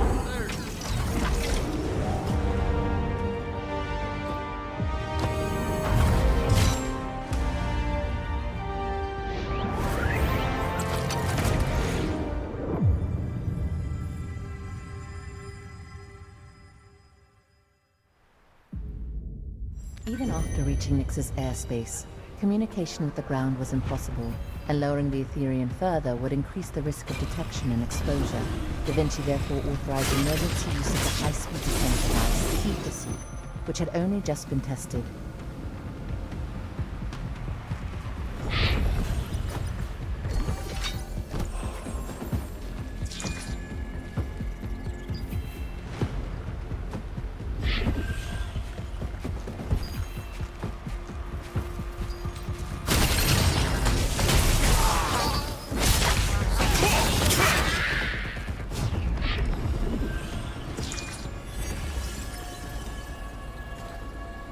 Who's there?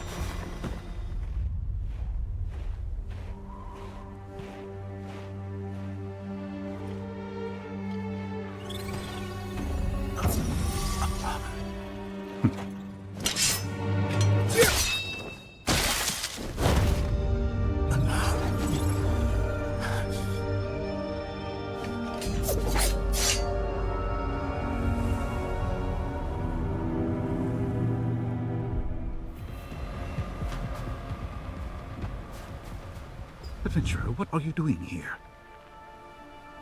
What? Captain Da Vinci's here too.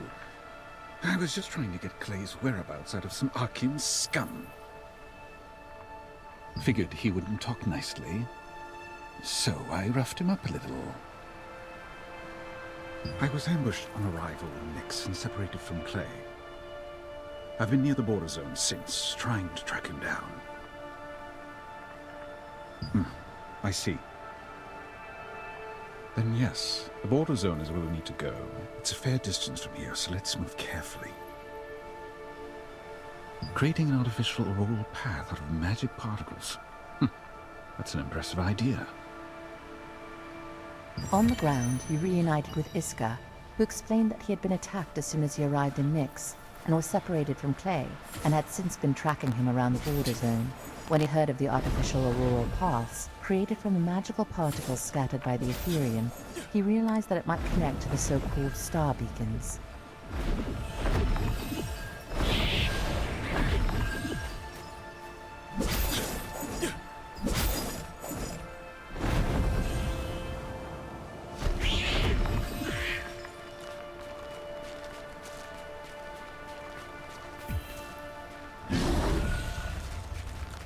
We're in for a fight! Get ready!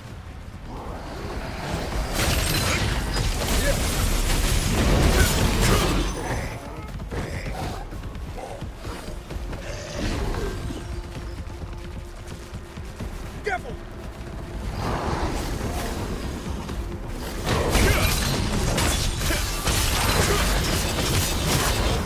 Looks like we're done.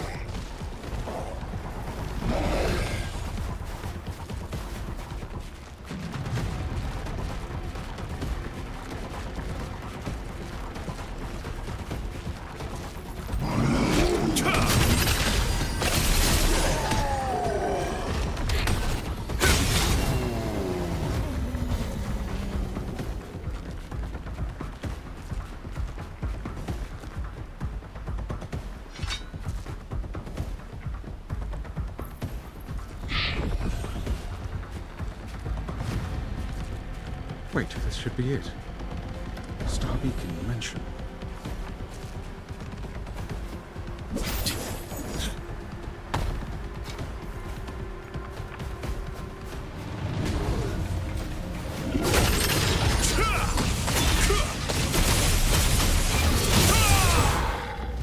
Looks like we've cleared them out.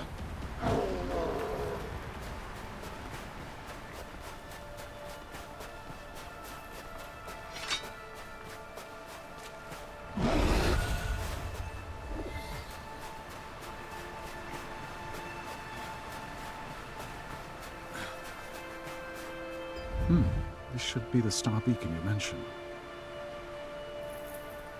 So, the Ethereum's magic particles do create an artificial auroral path.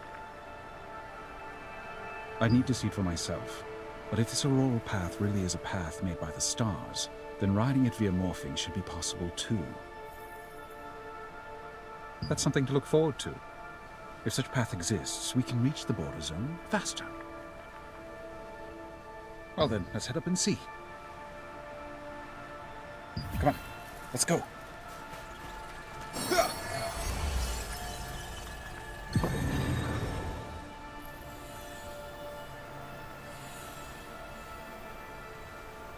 A means of travel from an artificial auroral path. I'm impressed.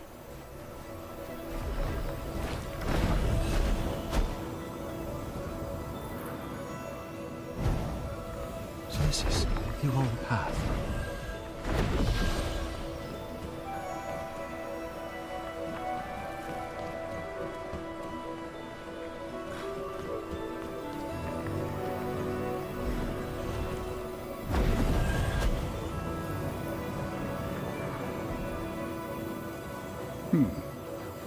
Now, that's not a method I expected.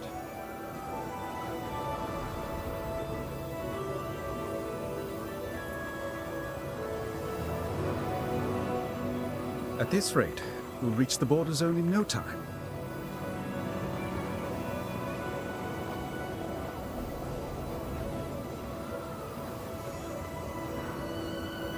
That tall tower is Shamir's tower.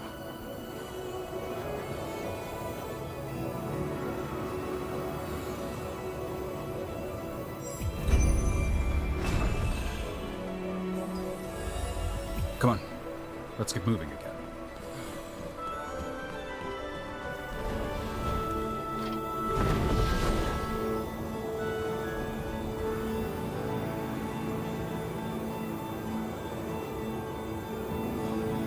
So I guess engineers really do save the world.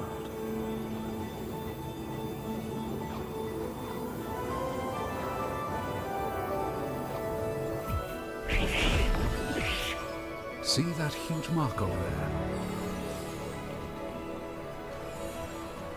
They call those massive footprints Vegamore's Path.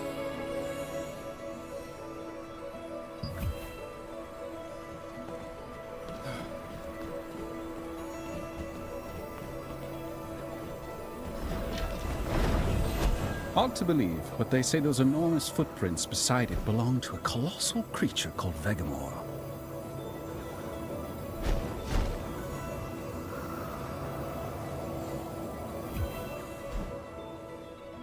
Here we are. Finally made it. This is the entrance to the border zone.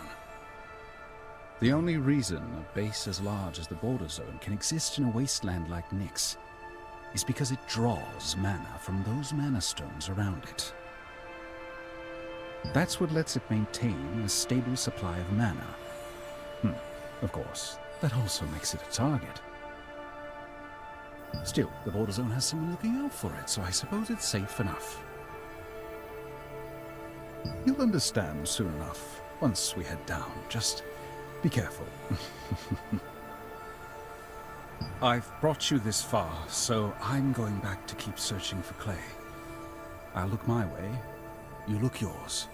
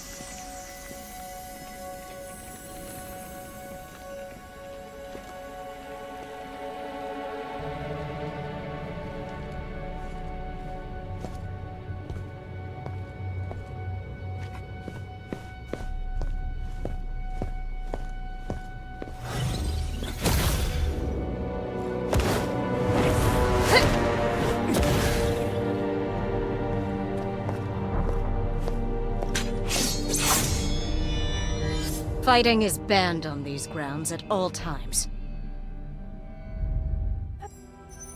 You're from... Martinet, do you know this person? This is the person who helped me and my sister. They're good. I can guarantee it. Fine. On your feet. Outsider. No one fights here. Not under any circumstances. Least of all near the magic core. How amusing. There are no exceptions in the border zone. Human, elf, dwarf, or any other beasts. Resistance or Archeum, it makes no difference. Those are the laws of the border zone. If you won't abide by them, leave. Martinet has vouched for you, so I'll let it pass this once. But if I see even a hint of this sort of behavior, I won't overlook it. No one will stop you so long as you do not fight. Welcome to the border zone, outsider. Thank goodness. Now all of you, enough gawking. Get back to your business. Cerise can be a little harsh. Yes, that's Cerise Noctis, the captain of the local watch here in the border zone. It wouldn't be an exaggeration to say this place stays as safe as it does because of her. And things almost turned ugly next to the magic core, which is even worse. Thanks to that yellow magic core, the border zone can stay relatively warm and livable, even here in the cold of Nyx. It's one of the most precious resources we have at our disposal. Once you're inside the border zone, labels like the Resistance and Archeum don't mean a thing. Even that Archeum soldier from earlier has been here quite a while. It probably doesn't make much sense to you yet. It didn't to me at first either. But what brings you all the way out here to Nyx? So, my sister made it safely. That's a relief. But if Clay was already in Nyx, then she must have arrived too late. And with the red fog on top of that. The border zone was governed as a neutral territory where humans, elves, dwarves, other species, the Resistance, and Archeum alike were all subject to the same rules. There you met Cerise Noctis, leader of the local watch, who made it clear that no armed conflict would be tolerated in the border zone, and welcomed you in her own harsh way.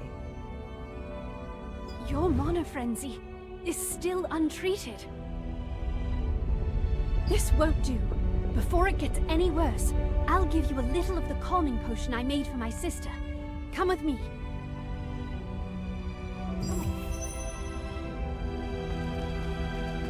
Cerise was a bit too harsh, wasn't she? Please try to understand. All kinds of races and factions gather here in the border zone. It's one of the few places in Nyx with underground shelters of this scale, protection from the cold, and even warmth thanks to the... All right, here you go. Drink this.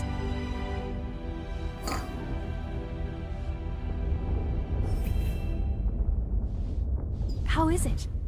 It's a much more improved calming potion compared to the one I gave you previously. Good. Good thing it works on you too. You should be able to hold out for a while. My calming potion research has come a long way since seeing my sister again and Janice. No, really. Thanks to you, I was reunited with my sister. And I got to meet Janice too. I've always been grateful. Now then, let's look into Clay. I'll ask around on my end. You check the black market for information. Let's see what we can find. Check the black market for information. I don't speak with strangers. Ever. Huh? Clay? Who is that? Yeah? Blonde guy, definitely a wizard. His name started with C something? Or something like that. Asked me how to get to the Archeum Fortress. I told him never to go that way. Didn't go well, I take it? Could he have been taken to prison or something? Is he someone close to you?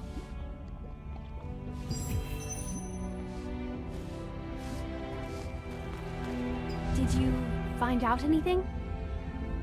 If it was a blonde male wizard, then it must have been Clay. But why of all places would he head for the Archeum Fortress? Alright, first, let's find Clay and ask him ourselves. But you absolutely can't approach the Archeum Fortress alone. Even the Archeum Legion can't readily maintain supplies in Nyx, so they don't dare lay a hand on the Border Zone merchants' carts. If you ride one of those carts, you should be able to get close to the Archeum Fortress. I'll speak to a merchant I know.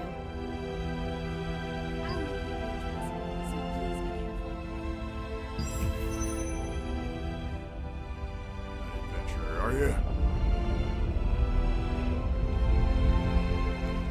Martinet told me about you. I used to serve with the Resistance myself. As long as there's no fighting in the Border Zone, that's good enough. Can't let those Archeum scum strut around here at Nyx. Here, climb aboard.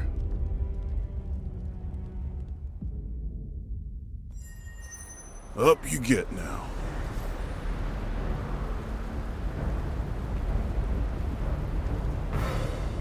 This is the Archeum Fortress. This way.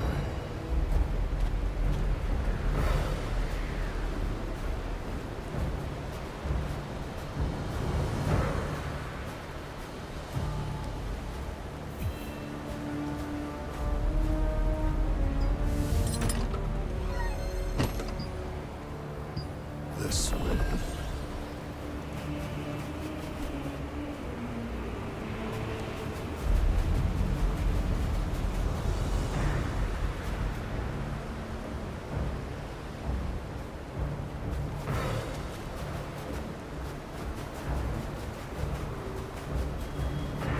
Don't do anything that draws attention.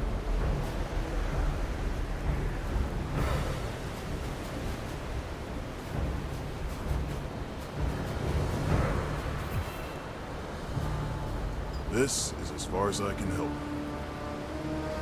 Watch them carefully before you.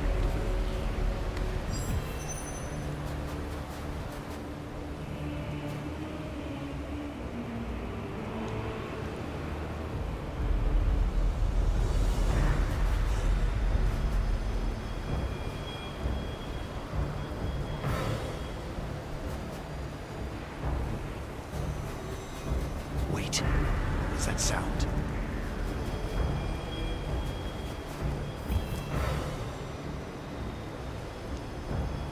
I'm hearing things.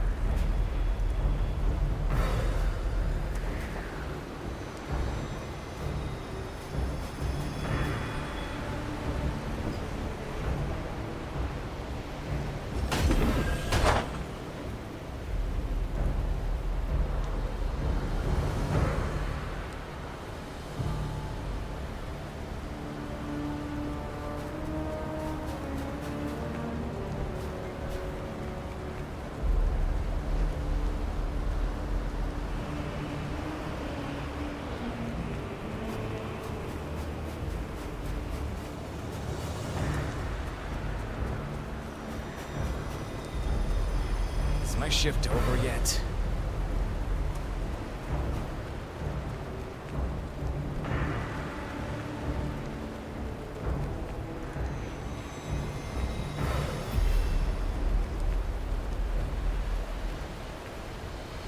No one can stop Lord Khazar's plan. No one at all. Glory to the Archeum Legion!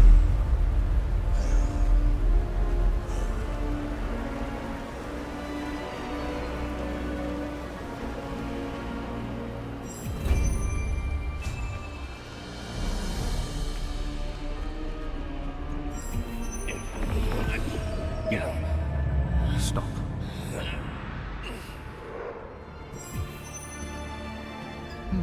How did you make it all the way in here? No. I was just surprised, that's all. I came here following Clay's traces. And it looks like he really is here after all. Fine. Let's move together. While following Clay's trail, you witnessed an Archeum execution ceremony and encountered Iska once again. The traces left behind made it clear that Clay had continued deeper in the same direction, but the farther you went, the more dangerous the situation became.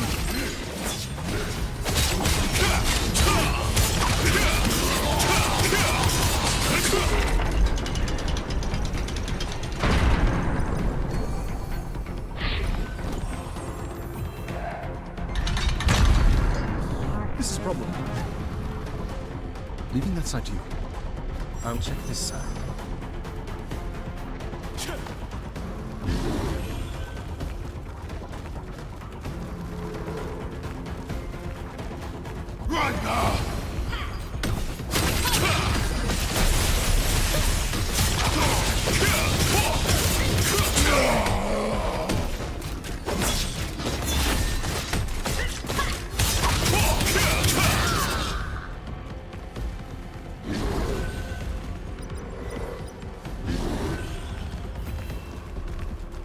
Oh, Adventurer!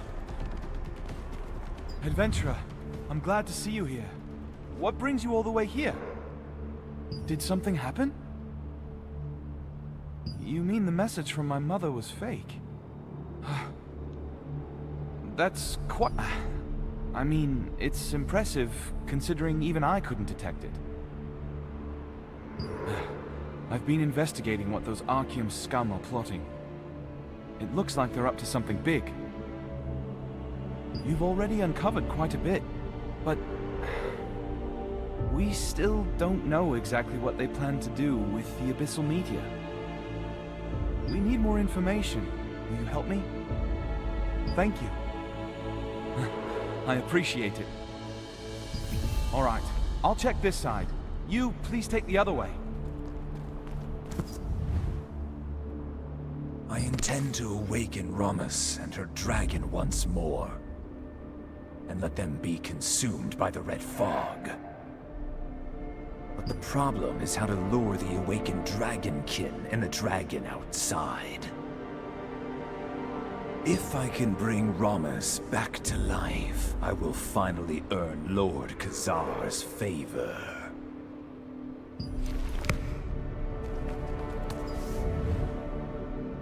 Vegamore. I do not know where that colossal life form comes from, nor where it goes. But with this red fog... if even that massive creature can be corrupted by the red fog, then claiming not only Nyx, but all of Silesium will only be a matter of time. Please wait for me, Lord Khazar.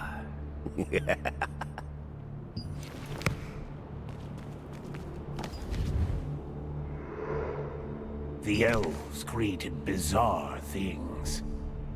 Even an Vulcanus born to stop the invasion from Diabolica. An abomination made from a gorilla and an armored beetle. Hardly something one would associate with elves. Still, that blue monostone embedded in its chest is truly desirable. How long can it endure within the red fog? That is worth testing.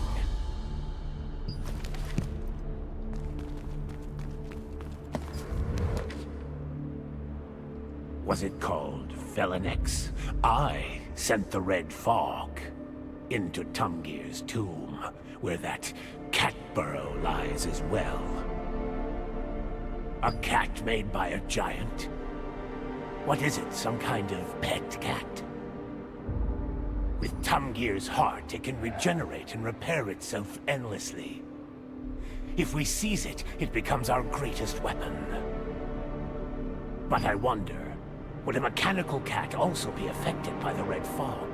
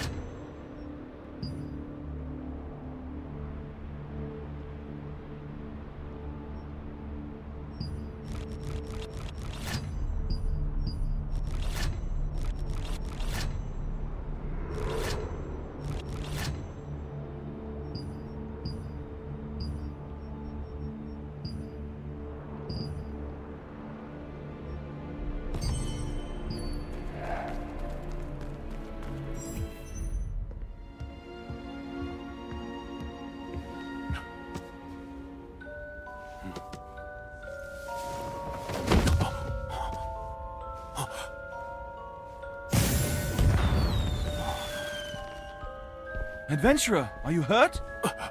That was close. Who would... Adventurer, out of the way! Destructive spear!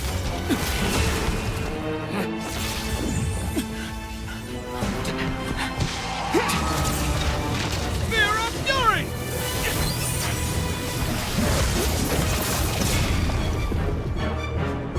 My, such a shame to lose a specimen like you. If only you'd come just a little later, Clay.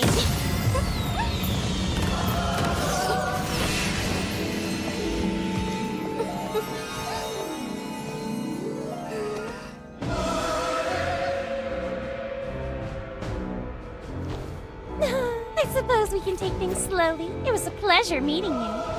Until next time, love. Bye!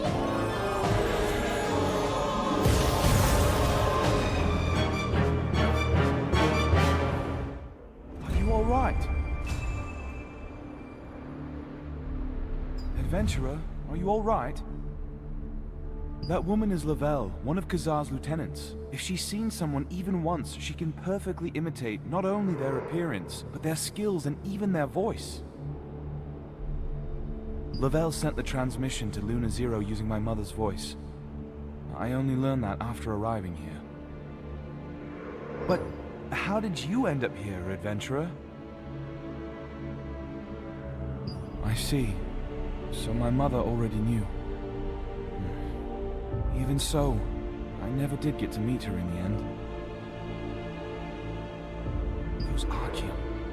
So they're trying to spread the red fog with the Abyssal Meteor and take control of Nyx.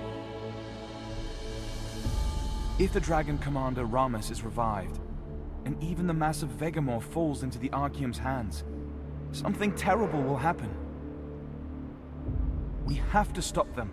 You said the Aetherian has come to Nyx, correct? I'll try opening a teleport magic circle through the Aetherian's dedicated line. Please wait a moment. Clay, Iska, there you are. So you've come. Glad I found you, Clay. I heard a commotion. What happened? Being able to imitate someone else perfectly, that's a seriously troublesome ability. We need to be careful. You take Clay and get him out of here first. Then find Janice. I'll stay behind and dig a little deeper into what the Archaeum is planning. I'm certain they're plotting something even bigger. Let's see. The Aetherian signal... I've got it! Alright then. I'll open the magic circle. Please be careful, Clay. You too, Iska. You eventually found Clay inside the fortress, but it turned out to be Lavelle, one of Kazar's lieutenants disguised as him. At a critical moment, the real Clay appeared and exposed Lavelle's identity, and she vanished. Clay then told you that the Archeum was trying to seize Ramus, who could command dragons, along with a colossal being known as Vegamore.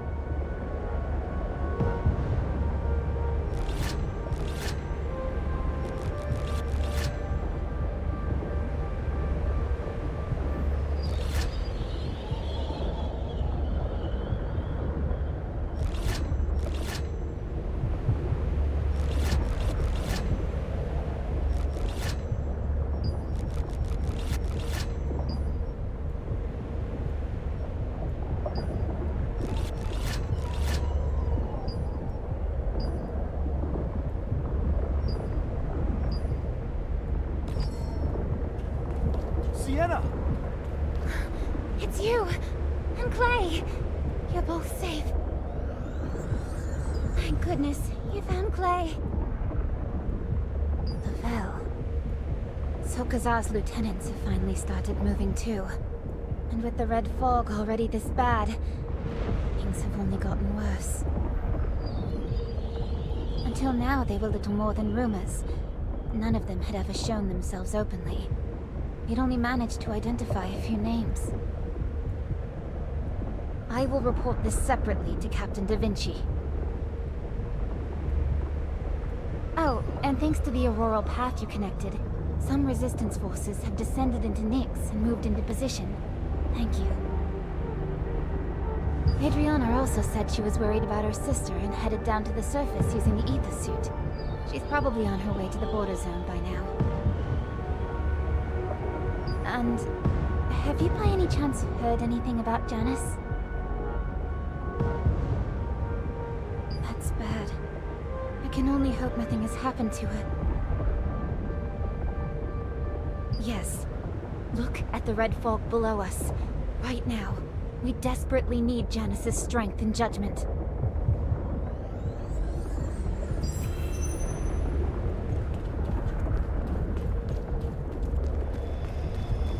The red fog has spread this far already.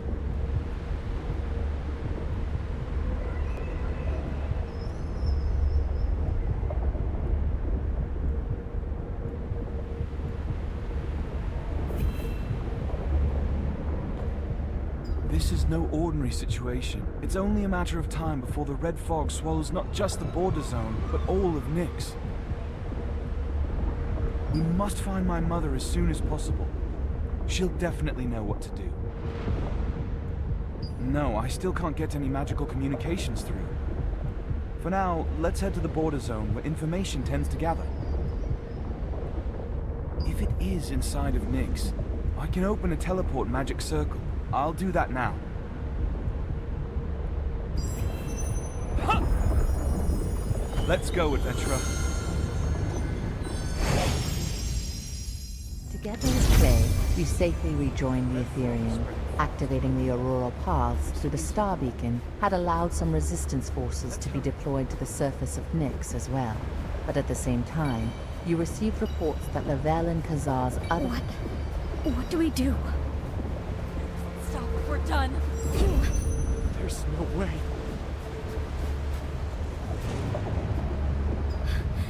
You're back. When I returned, Martinet told me that you had already gone to look for your ally. Ah, thank goodness. The red fog has spread all the way into the border zone. I can endure this much with the power of my star fragment, but the others can't. Cerise is inside, keeping the routes under control, and caring for those overtaken by the fog. In all that, even Cerise's younger sibling was caught in it. She can barely hold herself together right now. That's the medicine you used on me, isn't it? But I couldn't ask you to give up the last one for us. Right, if it's Martinet, she might be able to analyze its composition and save people with it. Go to Martinet. Quickly! The red fog has reached all the way into the border zone. It's spreading far faster than we anticipated. You're right, we need to find my mother. But saving the people in the border zone comes first. I'll hold things back here. Go! I'll do everything I can to contain the spread with my magic. If I adapt a spatial distortion spell, I should be able to hold out for a while. I've already been through the Red Fog once before. I think I've developed at least some resistance since then. Don't worry about me. Go, quickly!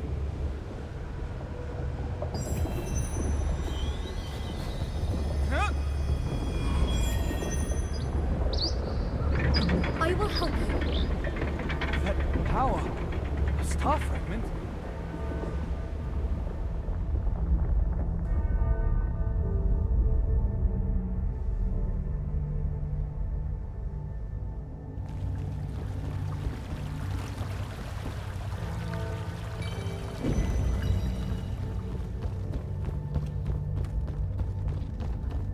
It's over. We're done. It hurts so bad. What do we do? We're all gonna die. What do I do? What am I supposed to...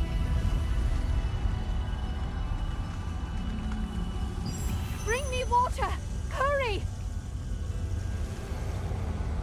You there! Stop rubbing your eyes! Cover your mouth now!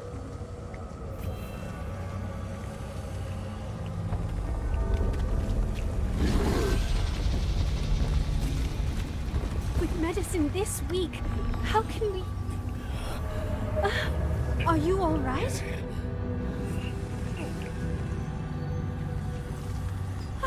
You! Don't tell me your man frenzy is all right. Did you find Clay? Thank goodness. While you were away looking for Clay, the Red Fog broke through the Magic Core's protection and seeped rapidly into the border zone. The border zone withstood most cold and demonic energy thanks to the Magic Core, but... once the Red Fog got in, Cerise rushed to move people first, evacuating them where the fog was thinner. Even so, Cerise moved quickly enough that we were able to keep things from getting worse. But some people had already been consumed, so I was using the calming potion I made for my sister, and the one I gave you before, as something to ease the pain. The worst off among them is Cerise's younger sibling, Kaylee. And even so, Cerise is still insisting on staying to protect the border zone. I only wish I could be sure this medicine of mine would work. Right now, I can't make any promises. Medicine made from fruit that purifies the energy of the Red Fog? Then, yes, this might work. But you said this was the last one, didn't you? Are you sure you're willing to use it? All right, I'll try. Just give me a moment. Let's see. The composition of this remedy is... right. If this does that, then I can combine it like this. It's done! It's done! It's done! I mixed the berry remedy you brought with the calming potion I made. If they drink this, it should drive the Red Fog's energy out of their bodies. Take this purifier to Cerise, quickly. I'll take care of the others. Thank you, truly. All right, I'm counting on you.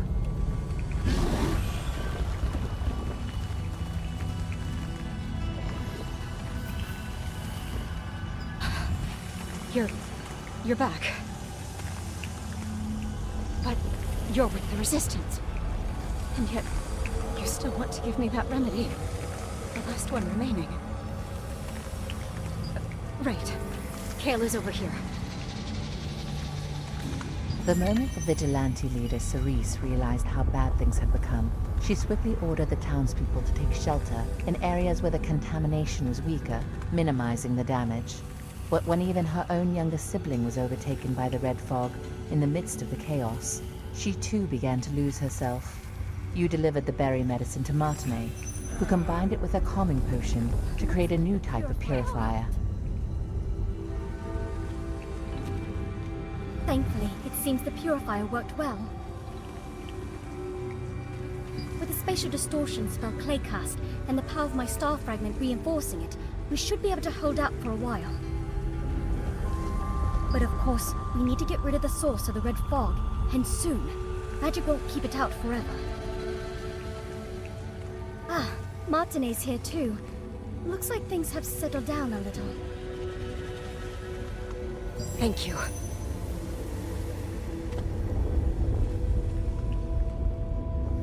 Truly, thank you. My sibling and the people here are alive because of you. The moment I saw my sibling collapse, I almost lost myself. As the vigilante leader, that's a disgrace. Thank you for saying that. You and that wizard Clay. So there are still people like you in the Resistance. I see that now. It's an old matter. You needn't concern yourself with it. And did you say that you were looking for a blonde wizard woman as well? I've heard of a long-haired blonde wizard who was heading in the direction of Shamir's tower. That area is covered in a cold so severe no one should even be able to approach it. And lately, demonic energy has been leaking from that place as well. At first, I thought little of it. But now, I think the woman you're looking for may be the very same one. So I decided I had to tell you. And take this stone. It will help you. It's a relic that can ward off any cold.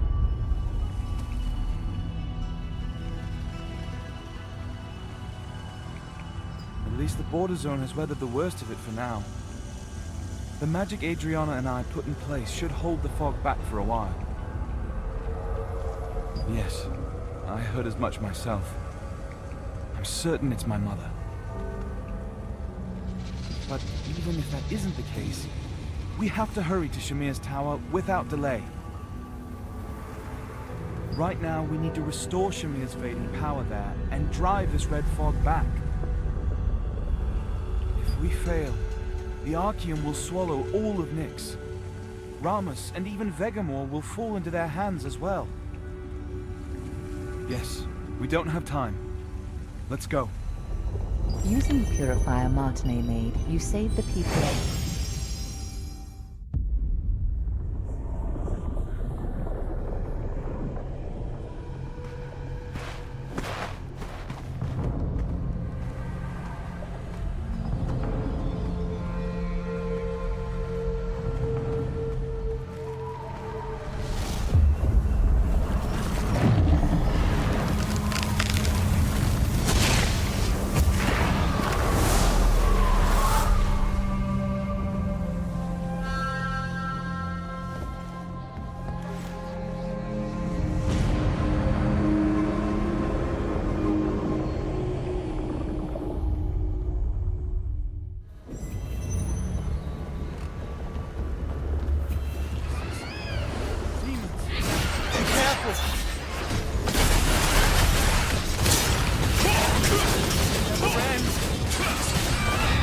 Taste my dagger!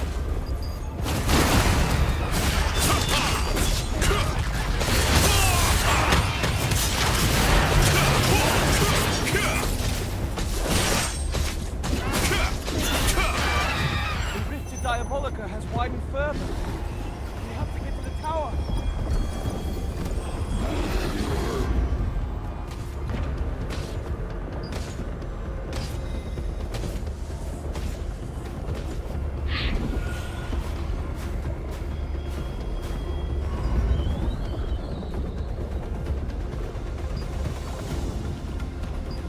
Over here!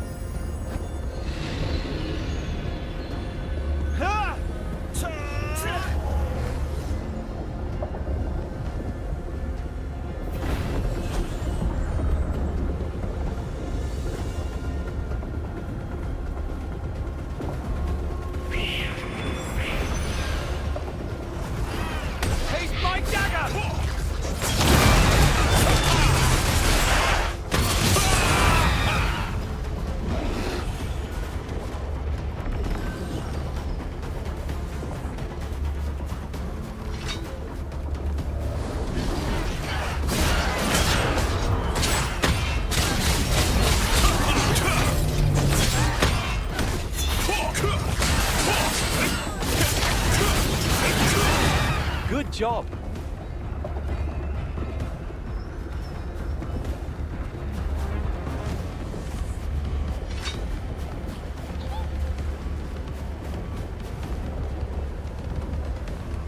Oh, over here!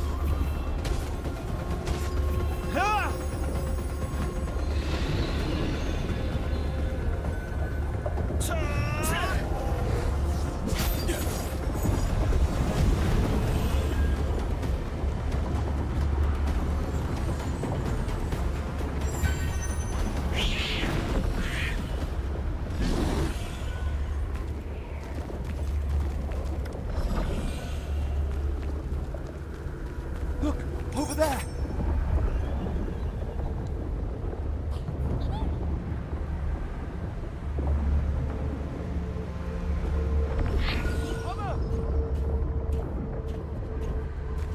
Mother, please wake up!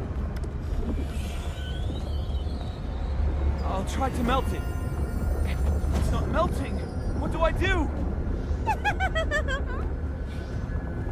Sorry to interrupt such a tearful mother and son reunion. But try thinking of the audience, too. It gets boring if it drags on too long. Oh my, you two darlings made it all the way here. Now my mind's set for sure. The two of you are irresistible. I want you so badly. What shall I do? Oh, what else? I'll kill you and take you. No. You. Where is she?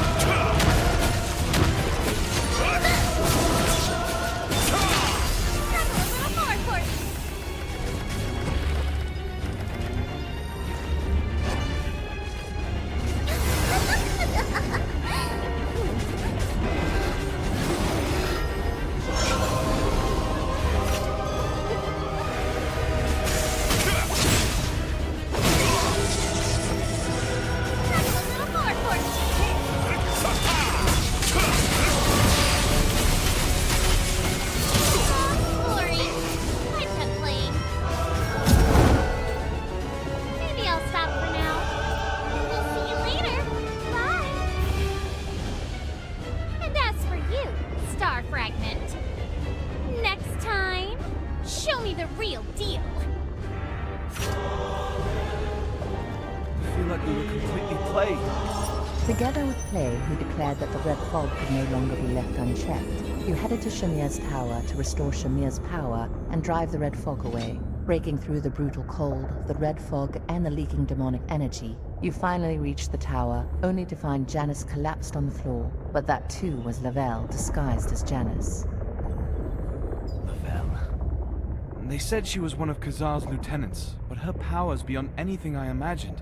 She hardly took us seriously just now. She seemed to be enjoying herself. Even against both you and me. Yes, we don't know what else may happen, so let's hurry inside. Yes.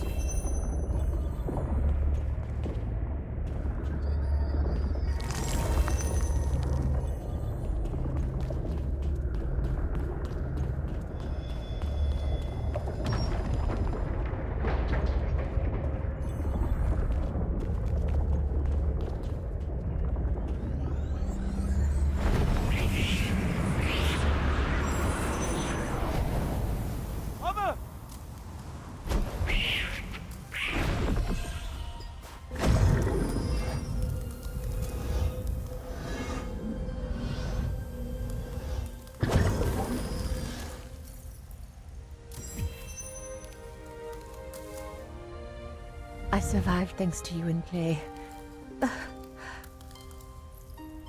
It's still terribly cold, but thanks to the sacred relic you used, I can at least move. And Clay has also cast healing magic on me. More importantly, why are the two of you here? What happened? I see. I discovered that the Archeum had brought 3 abyssal meteors into Nyx, and was spreading the Red Fog with them. And I learned of Lavelle's existence as well. I sent Adriana ahead in case something happened. But if you and Clay are here, then I was too late. Thank you. I also learned that Shamir's power was weakening under the Red Fog's influence, and that demonic energy had started leaking up from the Diabolica rift. So I gathered all of my own magic into the power radiating from Shamir's tower, and tried to freeze the Red Fog and demonic energy spreading across all of Nyx in one stroke.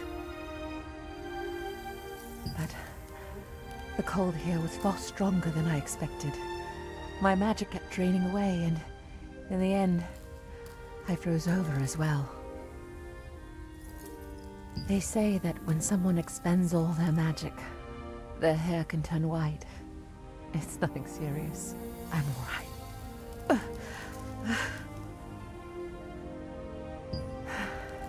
Thank you. And first, please check on Shamir's condition.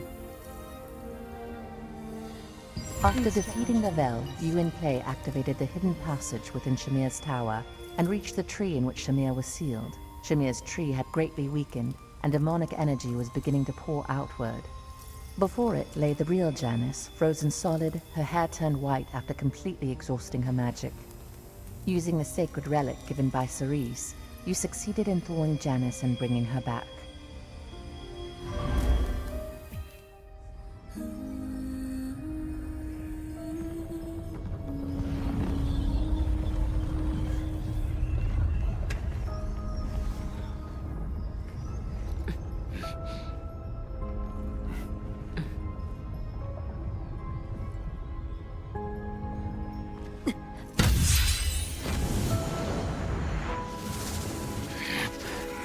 Now!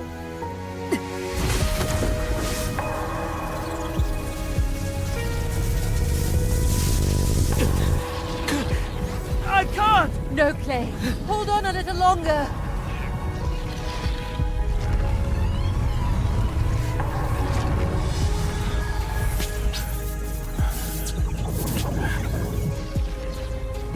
No! Mother! The adventurer! Just hold on a little longer, Clay.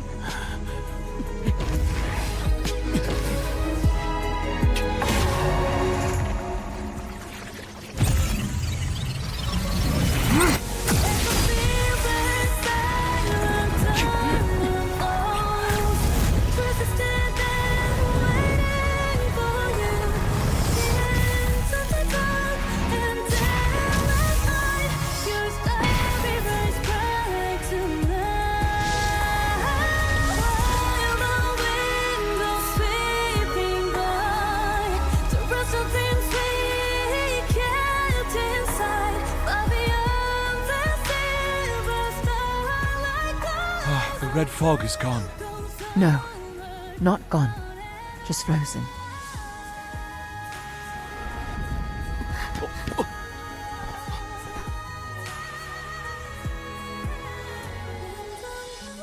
Still, we did it, thanks to you.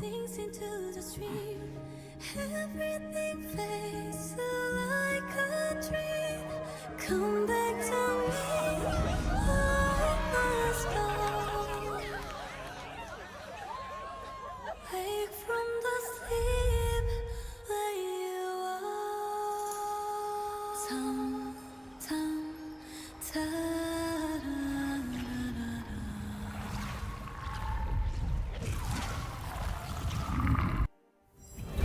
It worked! Mother! Goodness. Adventurer, the red fog and the demonic energy are gone. It worked! Yes. Let's take my mother to the Aetherian at once. I'll open a magic circle. Janice and Clay plan to combine their magic and use Shamir's power to drive the red fog away. But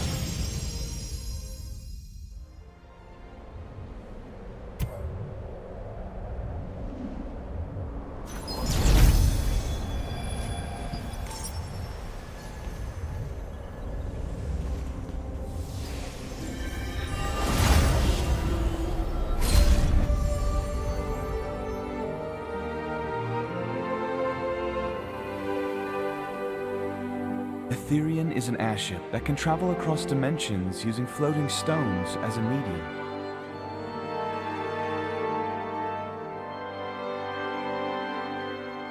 To counter the ever-growing evils of the Archaean forces, the Resistance utilized every bit of magical engineering known to them to build this massive battle airship.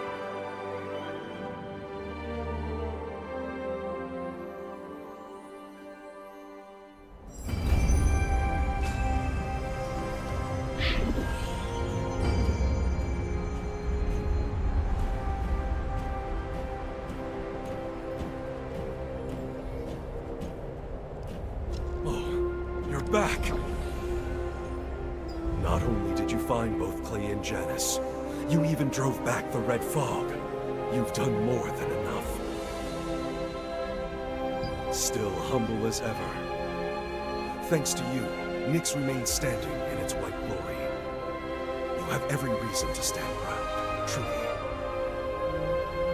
But the Archaean Legion, the Solavian Order, the Abyssal Meteors, and Lavelle as well.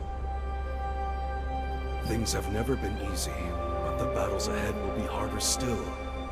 Leave the investigation to us for now. You should take some time to rest. Adventurer, well done.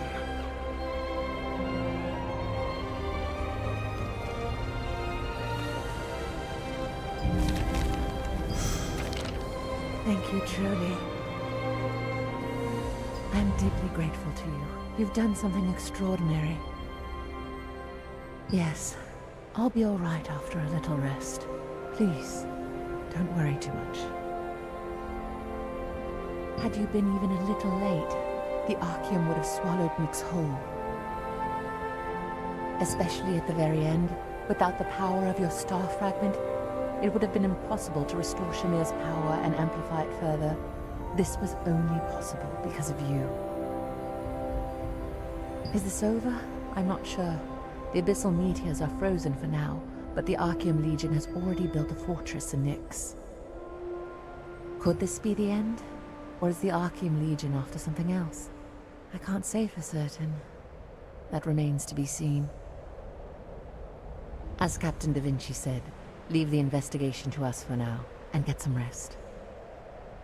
The cold, strengthened by Shamir's power, froze all of Nyx once again. The red fog and the abyssal meteors set in place by the Archaean Legion were frozen solid, and from that point on, the red fog could no longer affect Nyx.